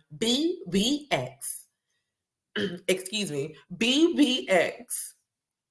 USA. And our goal is to give laptops and up to $5,000 to 10 students. And students can register at the blackbusinessexpousa.com. Now, every dollar counts. And I just wanted to make sure I remind you to donate to the scholarship fund today. We want to thank our Black Business Expo sponsors for December 2023. Those sponsors are North Carolina 100, Moody Capital Partners, Suede Soul, Lotus Richey Coaching and Training, Carolina, Virginia Minority Supplier Development Council, Step Management, BHS and Associates, 5-Star BBM Media, Margie McLean Foundation Incorporated, Hello LLC, Genius is Common, Earth Essentials, Milani Shani Global, Executive Women's Success Institute, The Quality Coaching Company, Superwoman Business Services, Creative Force Studios, Lee Entertainment, Artistic App Design, and the Black Business Expo USA. Genius is common, and I'll see you on the other side.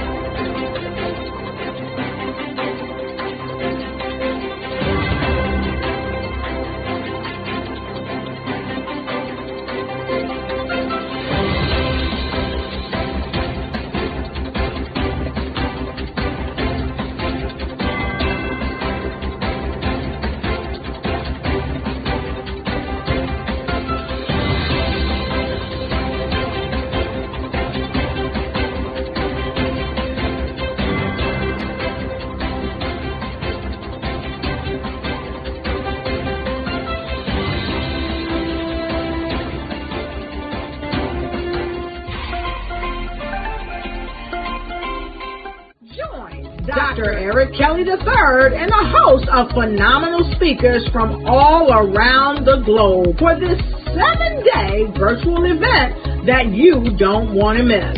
The mission of the Black Business Expo is to raise scholarship money from kids all the way from high school, all the way from college. The Black Business Olympics is one of the largest Black business showcases in the world. It is an opportunity for businesses and companies to showcase their businesses globally. We are going to be giving away laptops up to $5,000 away to students.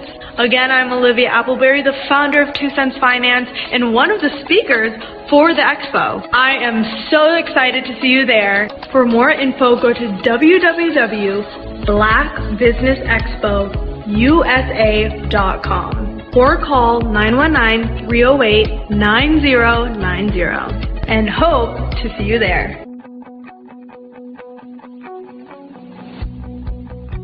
I am Black Business.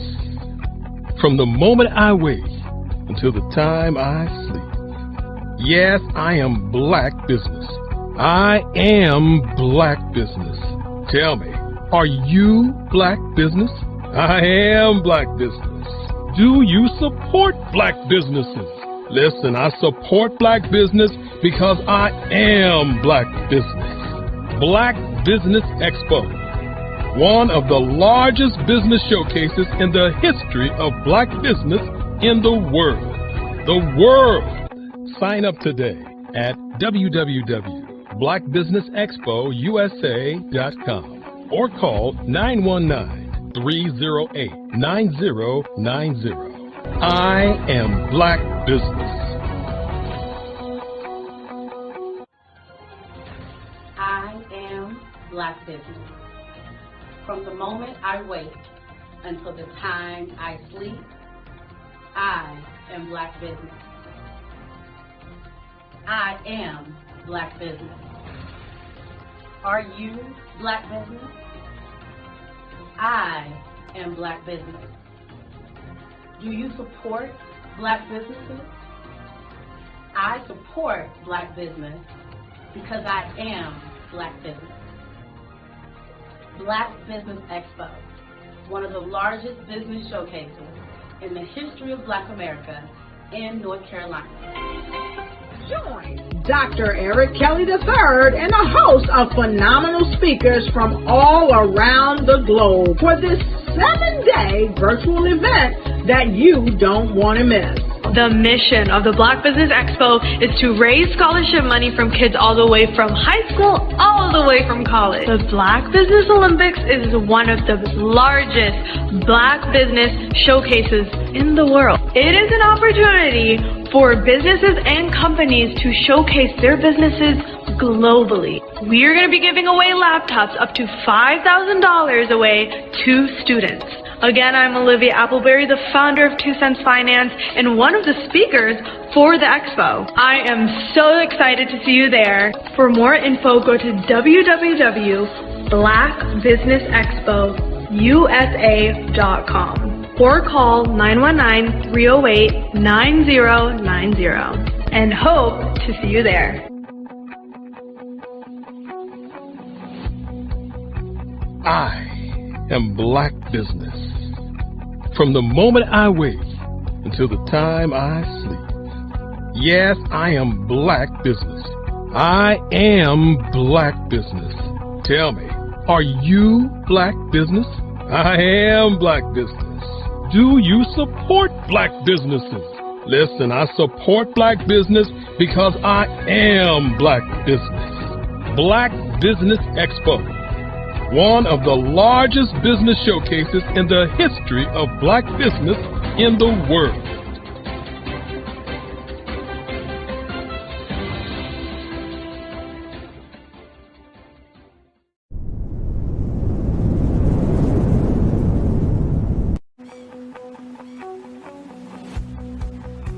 I am Black business. From the moment I wake until the time I sleep. Yes, I am Black business. I am Black business. Tell me, are you Black business? I am Black business. Do you support Black businesses? Listen, I support Black business because I am Black business.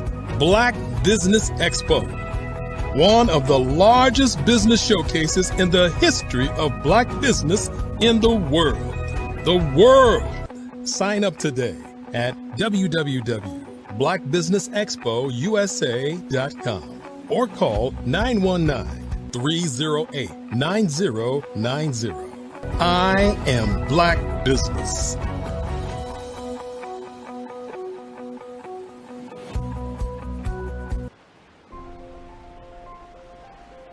What if you could build your own city?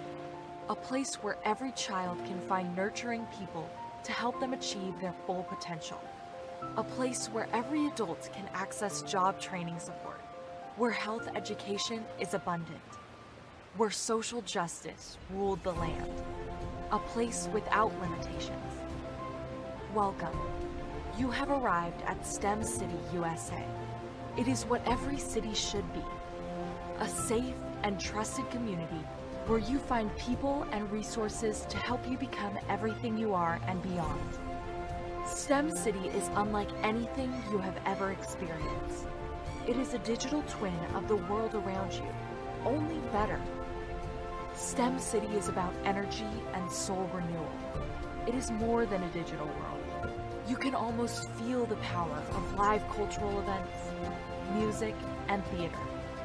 STEM City promises a better future for children with caring mentors and hands-on activities with dedicated tutors to support our youth. STEM City is your passport to a healthy lifestyle with weekly events addressing our community's many issues. STEM City is your financial well-being with helpful information on wealth management, career advancement, job training, and so much more. STEM City is the community you deserve.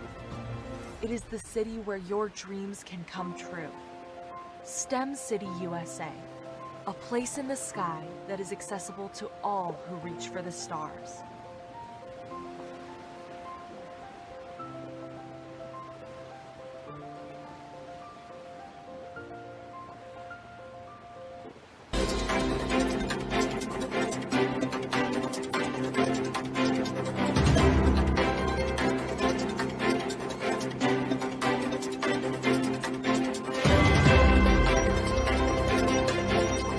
I'd like you to imagine with me, if you will, opening an app where you can collaborate with like-minded individuals from around the world, get inspiration and in-app tools to launch and grow your business, as well as share your knowledge and earn compensation, all in one app.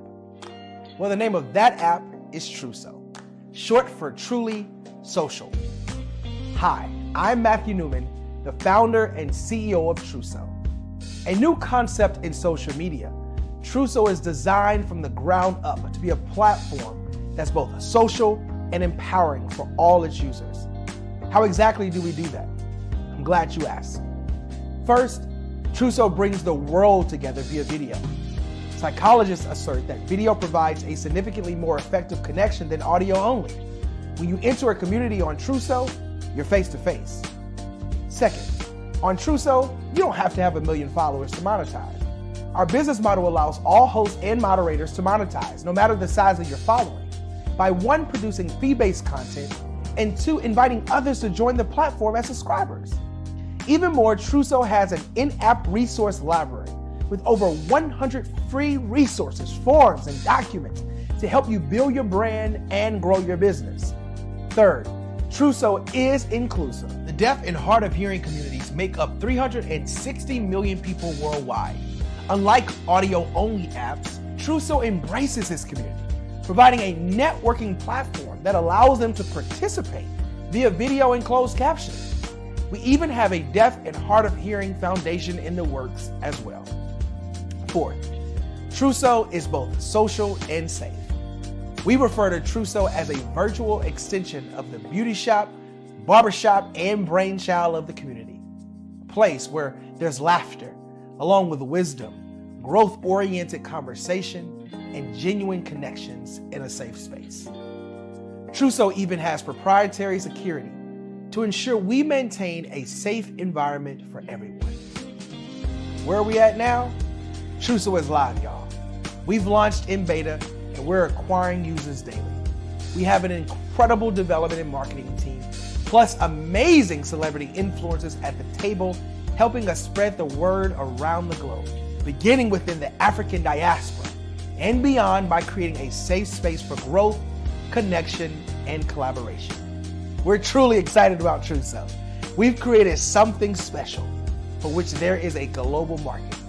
And we invite you to embark on this journey with us as a shareholder. The future for Truso is truly bright. Join us and let's go there together. Are you a forward-thinking entrepreneur or business owner? The world is changing faster than ever, and it's time to pivot and adapt to the future. Hello LLC is here to help you do just that. Hello stands for helping enterprises leverage leading-edge optimizations. Our innovative solutions can streamline operations, reduce overhead costs, and give you a competitive edge in a market projected to reach $5 trillion by 2030. By pivoting to the metaverse, businesses can tap into a rapidly growing market that is projected to be a significant part of daily life for 25% of Americans by 2026. As a full digital metaverse agency, the Hello LLC can help you create custom solutions to streamline operations, increase productivity, reduce costs, and drive brand recognition. Why should you pivot to the metaverse with the Hello LLC? By leveraging cutting-edge technology, you can provide immersive experiences for your customers, expand your global reach, and unlock new revenue streams. Contact us today to make the pivot.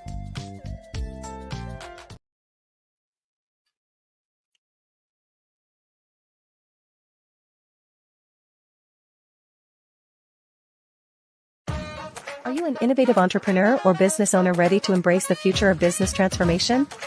The world is evolving at an unprecedented pace, and it's crucial to adapt and pivot towards success in this dynamic landscape. At the Hello LLC, we are dedicated to guiding you through this transformative journey, offering a comprehensive suite of services that extend beyond the metaverse and 3D immersive experiences.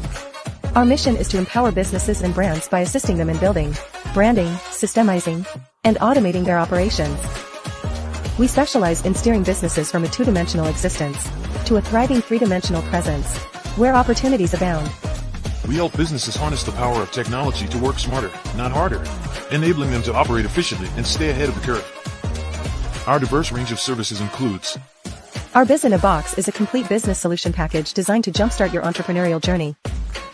From strategic planning to digital infrastructure, we've got you covered. Your one app, one tap solution. Our Motion Work AI videos transform your brand storytelling with our cutting-edge AI-driven video production, captivating your audience like never before.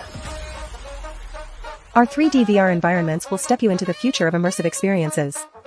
With our custom 3D virtual reality environments that engage and captivate your customers. Lastly, in our Pivot membership program, we offer tailored guidance and support to either show you, teach you, or take care of the transformation process for you. According to a 2023 study by Fundera, a staggering 28% of small businesses in the United States do not have an online presence. This statistic underscores the importance of embracing digital transformation. Having a website is more than just an online presence, it's a gateway to unlocking numerous benefits, including reaching a broader audience, showcasing your products or services, generating leads and sales, establishing trust, providing customer support, and maintaining competitiveness within your industry. The Hello LLC is committed to helping you excel in all these aspects of modern business, not just limited to the metaverse alone. Why should you choose the Hello LLC to navigate this transformational journey? By partnering with us and harnessing cutting-edge technology, you can provide immersive experiences for your customers, expand your global reach, reduce operational costs, and enhance brand recognition, all while working with a company that holds integrity in high regard. Our commitment to ethical and principled business practices ensures that your journey towards success is not only innovative, it is also firmly rooted in trust and transparency. Don't wait. Take the first step towards a brighter business future. Contact us today to explore how we can support you in developing a remarkable digital presence and immersive experience that will leave a lasting impression. Sometimes you got to hear the news from the Black perspective, and more specifically, Black publishers. And that's exactly why you have to download the Hey Tie app, the largest mobile app delivering breaking news, videos, and podcasts from 200 of your favorite Black publishers. Yes, 200 Black publishers delivering news as it happens, literally all in one app. Go to HAYTI.com or download the app in the Google Play Store or Apple App Store. It's completely free, along with information that you can trust, so go check them out.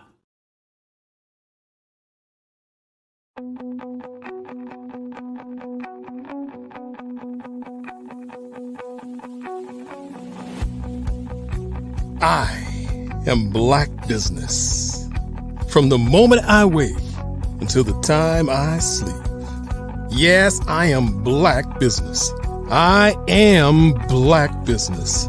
Tell me, are you Black Business? I am Black Business. Do you support Black businesses? Listen, I support Black business because I am Black Business. Black Business Expo. One of the largest business showcases in the history of Black business in the world. The world. Sign up today at www.blackbusinessexpousa.com or call 919-308-9090. I am Black Business.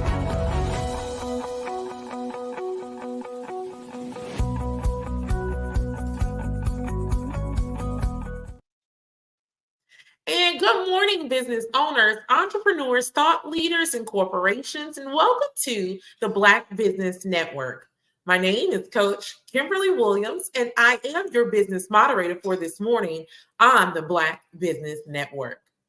The Black Business Network is a 24-hour business network showcasing Black businesses, business owners, entrepreneurs, and thought leaders worldwide. We have speakers from North Carolina, London, Singapore, Africa, Japan, and cities all over the United States. The Black Business Network is a global community sharing its business knowledge to empower, inspire, and educate businesses about business. Today, I want to introduce to you our speaker, Dr. Tandra Price, and she is a seasoned sales professional with over 20 years experience based in Oklahoma City, Oklahoma. Her passion lies in the transformative power of networking, where meaningful connections can lead to incredible opportunities. Tandra recognized the need for guidance in navigating networking events after attending numerous gatherings that fell short of expectations. She saw people struggling with conversation skills and sought to change that. Through her strategic approach to network development, Tandra empowers entrepreneurs to win. Drawing from her extensive experience, Tandra has trained hundreds of entrepreneurs, equipping them with the skills to build relationships, create opportunities, and generate residual income through networking. She has worked alongside influential leaders in network marketing industries, continuously expanding her expertise. Tandra is committed to fostering global success, and it's led her to create a platform that inspires, empowers, encourages, and educates entrepreneurs to achieve their goals. Tandra impact has extended beyond her network growth. She co-hosts networking group discussions and frequently serves as a guest speaker on podcasts at other speaking engagements, sharing her insight and expertise. Dr. Tandra Price is dedicated to empowering entrepreneurs and creating a world where everyone can achieve their full potential. I present to you Dr. Tandra Price. Hello, hello, hello. Thank you so much, Coach Kimberly Williams, for that amazing introduction. I am so thrilled to have you here this go round on the Black Business Olympics. Genius is coming, and I will see you on the other side. Awesome. Thank you. Thank you so much. I am so excited to be here with you at the Black Business Network, really share my passion with you about mastering the art of communication. I love, love, love networking. So if anyone knows me, that is my favorite thing to do. So again, Dr. Kimberly Williams did an amazing introduction for me, but just a little bit more about who I am. I am a renowned international speaker. I'm an accomplished 3-time best-selling author. I am the founder and visionary of Tap In Magazine. It is a global recognized publication where we have over 500,000 plus online distributions, and we are in the UK. Tapped In Magazine solves the problem in helping entrepreneurs expand their network and broaden their audience and to generate more sales. I'm going to talk to you about 5 important key things on mastering the art of communication. We're going to talk about the best way to start a conversation. When is the best time to network? What is your plan when it comes to networking? And how do we incorporate this amazing free platform, which we call LinkedIn, into your conversation? And most importantly, lastly, how can Tapped In Magazine help you to be able to reach your goals? If you're not aware that there's approximately every 2 minutes, someone somewhere is engaging in a conversation. You probably didn't really realize that because we often look at It's something that it just happens automatically. It's something that happens every day, all day, whether it's in person, on television, on social media, someone is engaging in a conversation. It's really about how do I send this mass message that I'm trying to reach, and how do I make sure that it's clear and effective for someone to understand who I am, what I do, and how I can serve. The strategies that I'm going to share with you, I've personally used them myself. But I want to talk again about some of the platforms where a lot of this communication takes place, and we really are not looking at it as communication because, again, it's something that we just do automatically. So here's a few platforms I want to share with you that really uses a channel to where you can really produce or really put out a mass message. One is Facebook, which pretty much all of us have. A lot of us have cell phones, via cell phones. We do video chat. Video chat is really popular platform to really get your message out there. Messaging apps, team chats. If you're in a corporation, a lot of teams use this particular function in order to talk amongst people in different departments of their area. Instagram, which is really huge. Twitter, Skype. We also do Google Meets, which is another good thing for if you're in a corporation and you're looking to, talk to multiple people in your organizations. Really good platform. Zoom, which is a lot of us use that, especially during the COVID-19. Slack is another good way. WhatsApp, if you're trying to do international communication, WhatsApp is a good platform, and streamlining. I say all that to say because when we're talking about communications, we always kind of think about, or mastering the art of communication, we're always thinking about, just the conversations that we're having in person. But no, again, because we have so many multiple platforms that we didn't have before, we are able to actually communicate more effectively, efficiently, and faster in today's world. I want to talk about, when we're talking about mastering the art of communication, I want to talk about communication is networking and networking is communication. I think we always kind of confuse it because really all of it is communication. But I think a lot of times we get confused with the terminology. When we say we're going networking, people tend to freeze up because they're like, oh my God, now I got to go into the space where there's multiple people that I'm uncomfortable with, or something that I have to do because, I'm in a corporate setting and I have to go out here and network. Or some people just dread networking. But really what they're doing is they're communicating, which is something that they do automatically. Anytime an individual shares information or their insight or their expertise, they are communicating and networking. See, if you're selling any type of products, if you're trying to tell a story, or even if you meet someone for the very first time, you have to start a conversation that's communicating. So I want to ensure the target audience is clear when we're talking about communicating.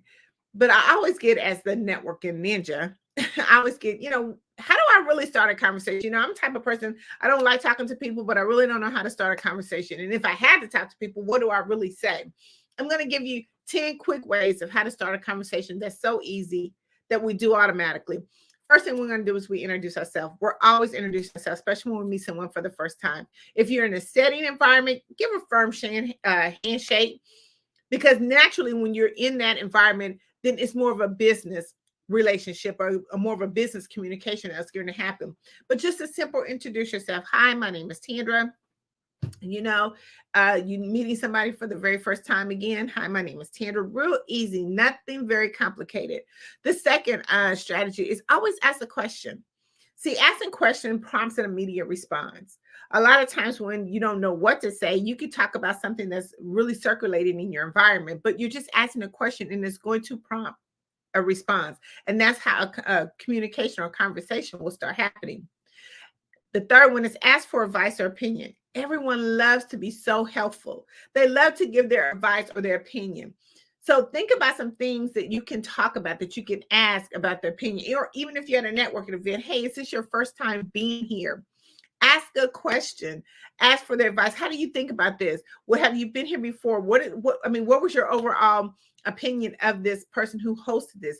Always just ask for advice. So what do you think? Do you think you'd be here? Do you think you come back here again? Just get some information. The next fourth strategy, I always talk about the compliment. I have what they call a compliment circle, and we could talk about that later. But A compliment is always breaking the ice. Whenever you offer a genuine compliment to someone that you see, whether you're in a networking environment or if you're just out and about, whenever time you give a compliment, a genuine compliment, it always strikes up a conversation. I can give you a real quick example. I love shoes. I love shoe shopping. So anytime I'm in the store and I'm buying a new pair of shoes, I always look at people who's in the room. I always do like that 360 panoramic view of the room. And if there's another lady who's trying on some shoes, I always say, oh my God, those are some amazing shoes. Or, oh, those shoes look really nice on you. And it prompts an immediate conversation. Make an observation. When you're looking to start a conversation, look at your surroundings. How can you start a conversation with someone, especially if you're in a room with them just by yourself? Look at the surroundings. It could be noisy or something of that nature. You can say, oh my God, it's really noisy in here. You are trying to find ways to start a conversation, and your environment is the best way to do it. I always use humor as the sixth strategy. Laughing, breaking a joke is another icebreaker. People love to be in a comfort zone, and if you can make them feel comfortable where they are, immediate conversation starts. 7 is storytelling. Always telling stories is the best way because you really get to find out who your prospect is, if you can help them, if they can be a part of your network or your services, or if you can give them a referral. See, here's the best thing. When people tell their stories, they tell a whole lot, and you can find out a whole lot about a person, but we have to do some active listening. This 8th thing is show genuine interest. Anytime someone is talking to you about a conversation, the worst thing that you can do is veer off and look to the side or not pay attention or be on your phone or something of that nature. Pay genuine attention to the person that is in front of you. That's the best way to start a conversation, because when you are actually looking at someone talking, you can now start picking up clues on what you're going to say. See, it's called pick clue.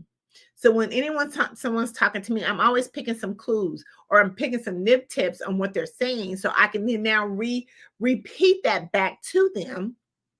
And then it has a conversation, because a lot of times we're always talking and we don't really understand what we're saying until somebody else repeats it back to us. So we want to make sure that we're doing some genuine interest. Number 9 strategy is share your experience. Share your experience about maybe even attending that event, or share some business tips, experience. No selling, but just share some experience, some tips about, listen, you could say something of the fact that in my business, we've done X, Y, and Z, and some of the experiences that I have learned through this process. I mean, just a smooth, seamless process into the conversation. And 10, I always say current on the current topics, because that's another way to start conversation. People's always wanting to talk about what's going on in the world. How is that affecting my business? We want to stay on current topics anyway for our personal development in our business, because when our clients come to us, we want to make sure that we are aware of what's going on and how that's going to impact our business. So those 10 tips will really kind of help you start a conversation. They're really easy. They're something that we do automatically. Sometimes we don't even see that we're doing it. Another amazing way for those people who really don't like, talking, is just to smile. It's another way to prompt a conversation, because when you smile and you're looking at someone's automatically going to say, good morning, how are you? You didn't even have to do anything, but it's the best way to start a conversation. We can't really get caught up in, the word networking and conversation. Again, remember, it's all one, because you have to have a conversation in order to network. And in networking, you are having a conversation. You're simply having a conversation. So take those 10 strategies plus that bonus I gave you. Take those 10 strategies and just try to incorporate them in the next time that you're looking to have a conversation. Don't make it complicated. Don't overdo it. Just have a normal conversation that you would have on a daily basis. I also get often asked, when is the best time to network? Like, really, when is the best time to network? Right now. See, anytime that you get up in the morning and you start a conversation, you're networking. Remember, I'm going to repeatedly say this. Networking is conversation. Conversation is networking. So anytime that you have anything that you're trying to say, and especially right now, we have, I always tell our clients to do 10 things before 10, income producing activities. And when you're doing that particular strategy, you are now actually starting a conversation early in the morning. So that's the first thing. But that's when you start networking. When the minute you get up in the morning and you know that you have to start, soliciting prospects or talking to prospects, or having that conversation is when you start networking. You can do it at social gatherings, conferences, expos, business organizations, online platforms, before and after presentation, one-on-one meetings, in between sessions, regular industry meetings, just walking to the grocery store is networking, and it is the best time to do it right now. Never miss an opportunity when someone's walking by you.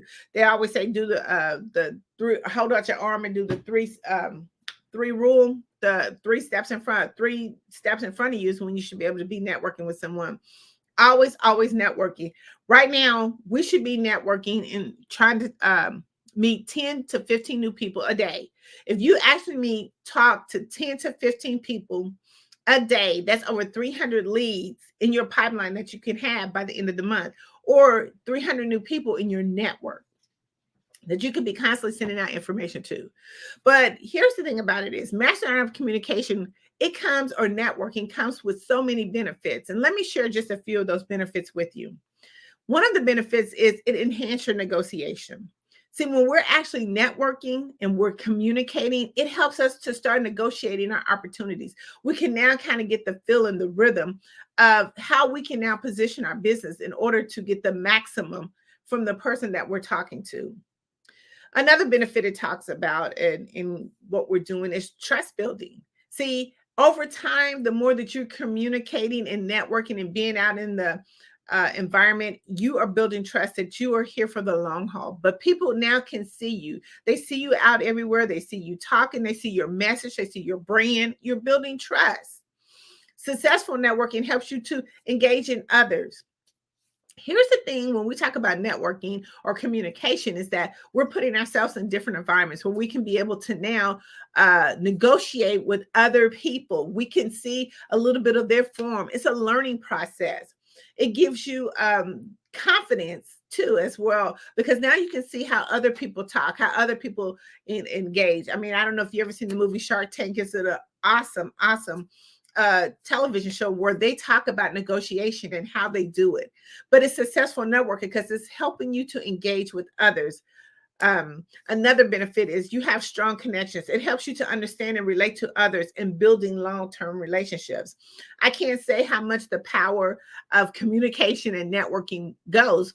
I was just at a conference over the weekend, happened to meet a beautiful, beautiful lady, beautiful spirit that I have met her on a virtual network platform, and it was 6 years ago. But because we had that strong connection, I finally got to meet her in person. So it's nothing like being virtually now in person, but the longevity of the relationship came through communication and networking. It builds loyalty. So when you receive support from others, it helps you. It's a part of when you're networking and communication, people now and again know, like, and trust you. So you're building that support. You're being loyal to them. Some other benefits is that it helps you to increase your visibility. When we go to networking events or we're showing our brand across many different platforms, people now start to recognize who we are. Tapped In magazine is a global recognized publication because we have increased and enhanced and 10 times X our visibility to make sure that we're seen in the marketplace. And when you increase your visibility, it brings on so many opportunities. Again, when you're trying to put that mass message out to the community, it is communication, but it's also networking. Another benefit is collaboration. It leads to partnership. Mastering the art of communication leads to partnerships and joint ventures. It can help you expand your reach and offer new avenues that maybe sometimes you wouldn't be able to even offer, and to grow your business. You get access to resources. See, when we do this thing effectively and efficiently, it can give us so much information to help us be that one-stop shop for our clients.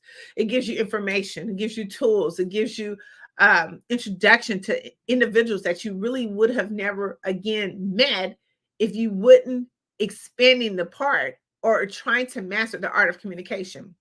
It gives you brand awareness. I've been kind of talking about, our brand like Tapped In magazine, because we are so into the communication space, and we're trying to make sure that we maximize our effort, our brand comes along with it. Now, just because you have a brand, you are communicating. Your brand is the message. And you want to make sure that you are communicating and networking, or networking and communicating your brand. And that's a benefit when you actually master the art of communication. It gives you so much awareness. It gives you access to decision makers, those who are looking for your business. It's making your pitching ideas or discussion opportunities easier. See, when we're out there and we're networking and people know who we are, we've made the connections, the introduction becomes so easy. It's not like you have to go and do a lot of pitching or you have to do a lot of selling. It's now building relationships is what we're doing. It gives you industry trends. See, a lot of times we don't really know what's out there if we're not communicating, networking, or networking and communication. A lot of times if we don't do that, we don't know what's trending, because a lot of times we get a lot of information from other people. Yeah, we can always go to YouTube University, but in the same sense, I mean, if we're not staying according to our topics, knowing the current topics. But a lot of times do we get the inside trend? I went to an event, which was the Millionaire Conference, and I got to really see how millionaires think. They're futuristic. They're thinking way into the future. But if we're not actually in those spaces and communicating and starting conversations, we won't be able to get that information. And the last benefit is it's really about business growth. I mean, we have to continue to always be looking, how do we grow our business? How do we elevate? And we do that through communication, networking and communication. So if we're not opening this beautiful thing that God gave us on our face to really kind of put ourselves out there, there's no way that we're going to be able to elevate to the next level. I always like to talk about what's the plan. See, a lot of times when we get into the networking space or communication space, we never have a plan, especially if you're going to a networking event, whether it's virtually or in person. Please have a plan. I'm going to give you just some strategies that we use and our team use when we go about setting plans. We always set a goal. You want to have an objective. No matter what event you go to, you want to have an objective. What are you really going there for? What are you looking for? What are you seeking? Are you seeking new clients, partnerships? I mean, have a clear focus goal. Make sure that you do your research on any event that you go to. See, a lot of times we waste a lot of time because we really need to do the proper preparation before we get to the event. Make sure that you do the research. Make sure that you know who's there, who's hosting it, how long they've hosted it. Let's talk about how do we prepare our introduction.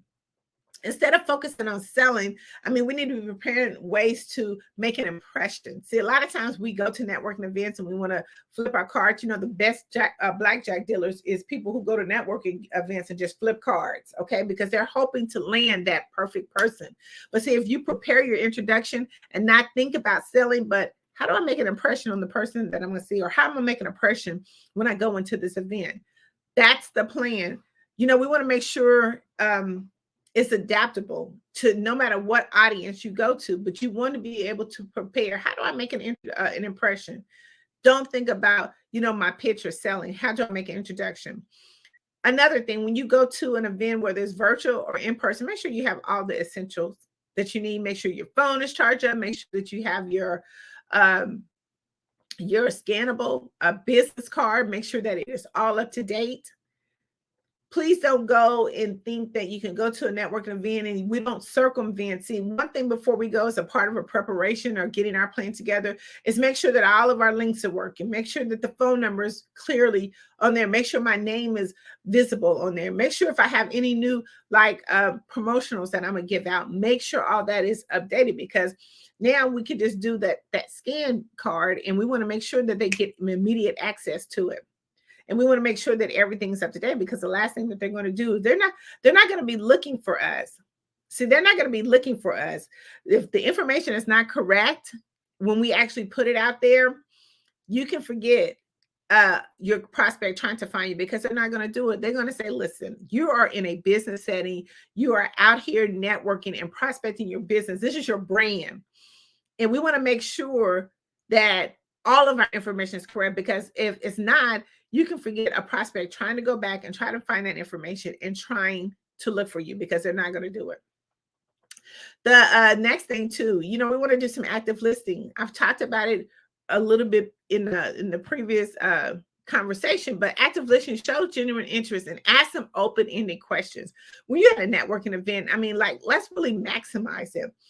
Ask questions that you're looking for. Don't make them related to a selling pitch, but ask questions of how you could, how this person can help you, or what do they have, what's unique about them, because you're looking for them ultimately maybe to be your client, or you're looking to give them clients. It's the best way to really connect with the relationship. Make sure when you go to an event to at least connect with 5 people. Do not go to a networking event and at least connect and walk out empty-handed, because you have wasted valuable time. Valuable time. I see so many people that go to networking events where they're at conferences and things of that nature. It could be a whole room of people, but you fail to go and introduce yourself or make 5 connections. So make sure that you're staging contact information. Next thing, you can join their Facebook group. Most of these conferences, networking events, and things of that nature, they have a Facebook group. Because see, they're wanting to start the community and the communication before people even get there. And the best way for you to be able to break the ice of where it won't be so awkward when you get there, if you start connecting with people in that Facebook group, then when you actually see them at the event, you can be like, oh, you know what? I'm glad to meet you. We've been exchanging some information, so now you already have a conversation going. So it's not awkward. You don't have to put on that pretend facade to say that you like being there when you really don't like being there, or you want to meet people because you have to, but you've already met them in the process. The last thing I want to talk about is a plan. Is do a follow-up process. Listen, things happen, life happen. Within 24 hours, you've forgotten about. So right then and there, when you're talking to a prospect, set up a chat conversation with them, a virtual or coffee conversation with them. Do it immediately. Hey, what does your schedule look like, Wednesday of next week? Love to kind of learn more a little bit about what you're doing. Is 9 o'clock, 10 o'clock good for you? And if you're doing some active listening, you can now kind of pinpoint how the conversation is going to go when you actually meet them. Real quickly, virtual, if you're doing virtual, listen, again, make sure that your setup is good. Make sure that there's no weird stuff behind you. Make sure that you have a nice, quiet, comfortable place that you're going to be engaging in the virtual conference or conversation. Make sure that all your tools are working. It's nothing like if you get onto a virtual event and your mic ain't working or your screen ain't working. Please do not get on a virtual event and do not show your face, because you are doing business with people who you can see. That is so important. If you are not prepared to be on that virtual conference or call, do not get on it. Do not get on it. I teach all the time about the importance of interacting with someone, and I cannot interact with you if I'm looking at your screen. So make sure that you are on there. Again, make sure that you're taking notes. A lot of times we don't take notes, and then we think we're going to get the replay. No, take notes, because we can actually miss something. Note takers are money makers. I always say that. And I always speak up. Because it's important for people to see that you're in the room. Again, it is when we're thinking about what our plan is, make sure that you map it out. I have in my office a blue board, a blueprint. So when I go to a networking event, I'm going to hit these 5 things on my blueprint. So when I come back, I know exactly that I've been able to maximize my time at it, whether it's a virtual or whether it's an in-person event. Real quick, we're going to talk about, what type of networker are you? What kind of networker are you? Now, a lot of people, we don't really kind of think about this when we go into a networking event, but there's 8 different type of networkers.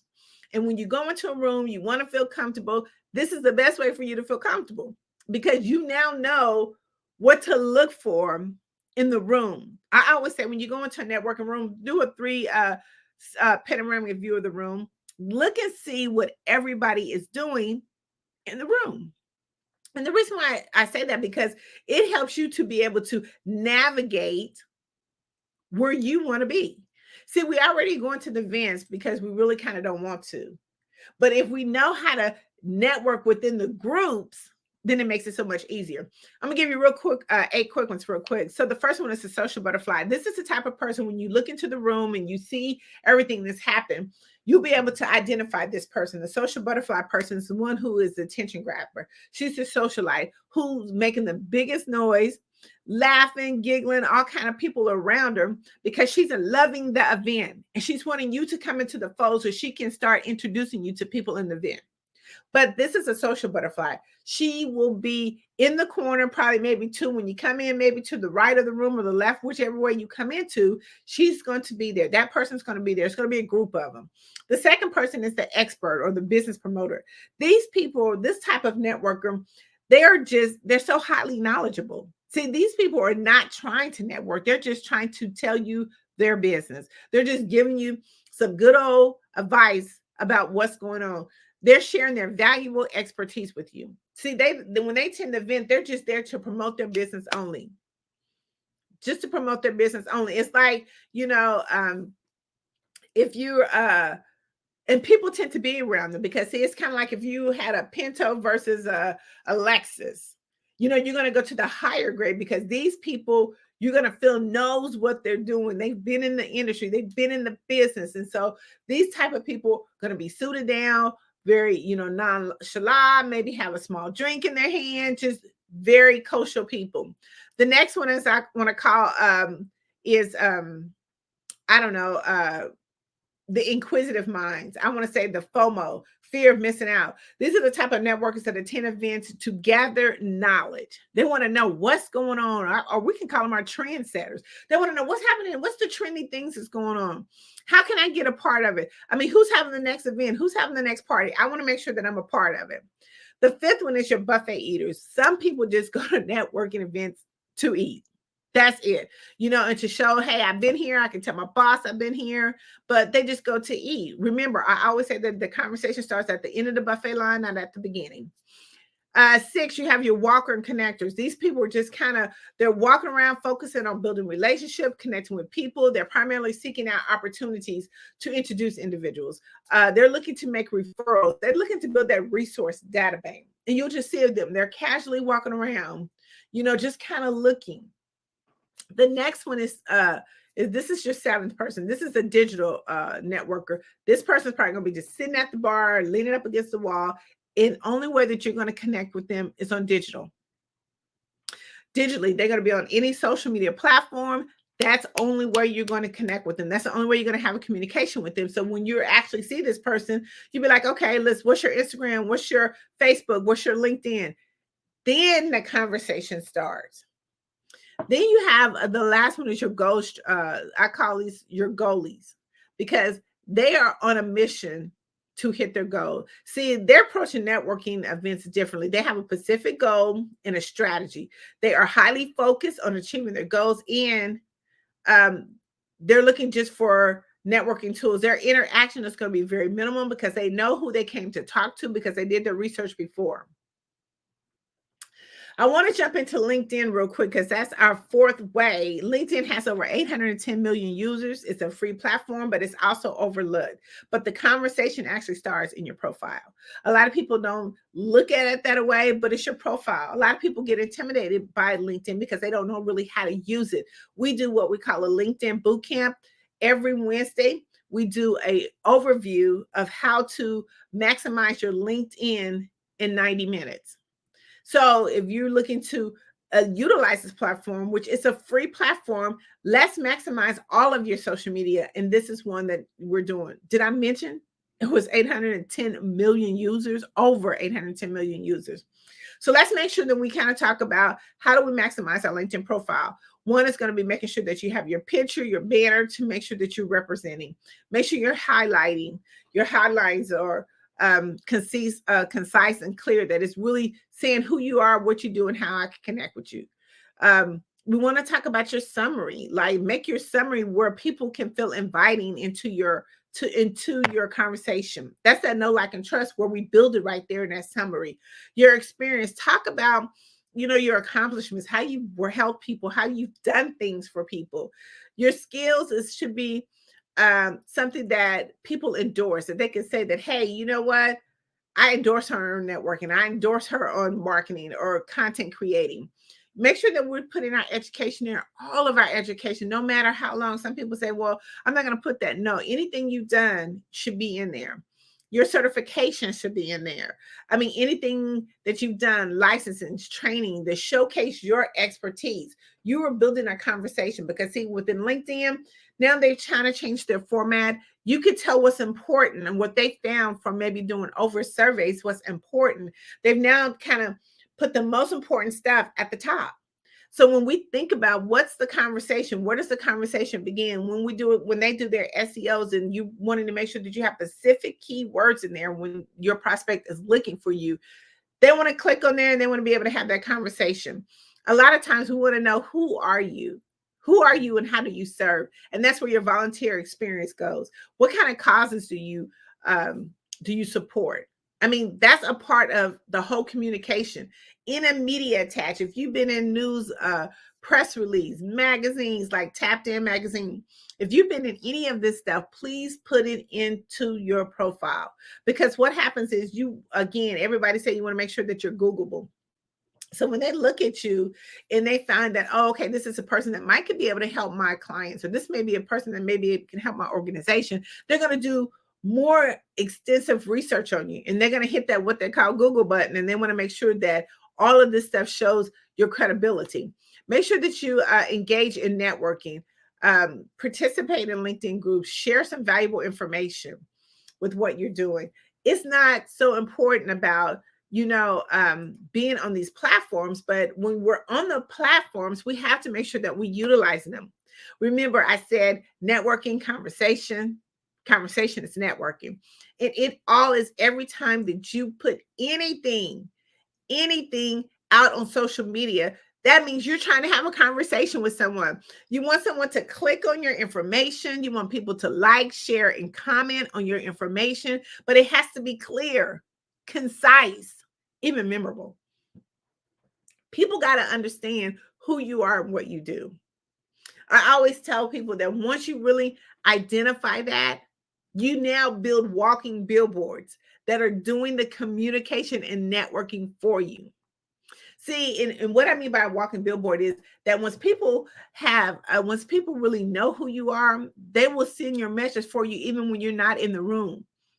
Let me say that again. They'll send your message for you when you're not even in the room. You've been put in rooms right now that you don't even know that you've been put in because of the message, your branding, the visibility, your communication, how you've networked. You've made that reputable conversation. So listen, I just want to say right now, Tapped In magazine is amazing. And we didn't get there, but we can help you to be able to do all those things. Go to TAPIN, TAPIN magazine.org. Thank you so much, Dr. Tandra Price. It's been amazing listening to you not only talk about network, you are the network ninja, but also about LinkedIn, which is a lot of people's Achilles tendon. So thank you so very much for that information. Genius is coming, and I will see you on the other side. Thank you. Hello, I am Dr. Eric Kelly III, the visionary strategist and founder of the Black Business Olympics. I invite you to showcase your Black-owned businesses on the Black Business Network global stage. The Black Business Olympics is a global Black Business Network platform that propels Black-owned businesses into the international spotlight.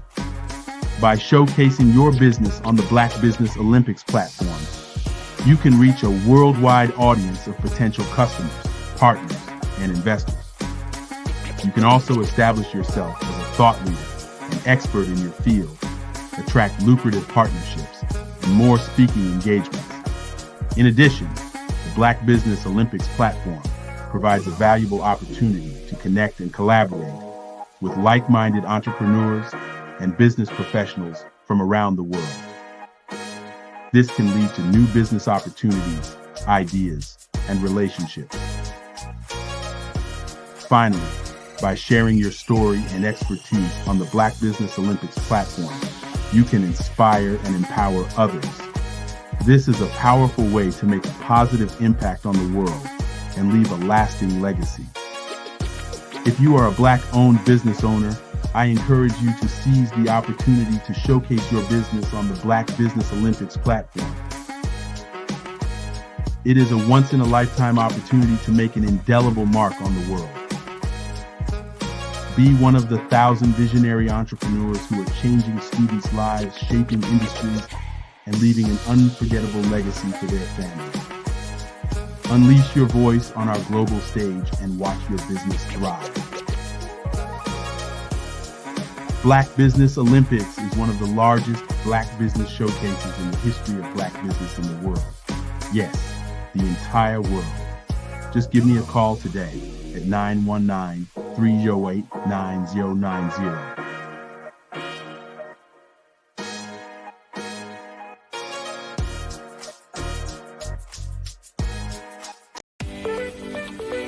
You are in the right place at the right time.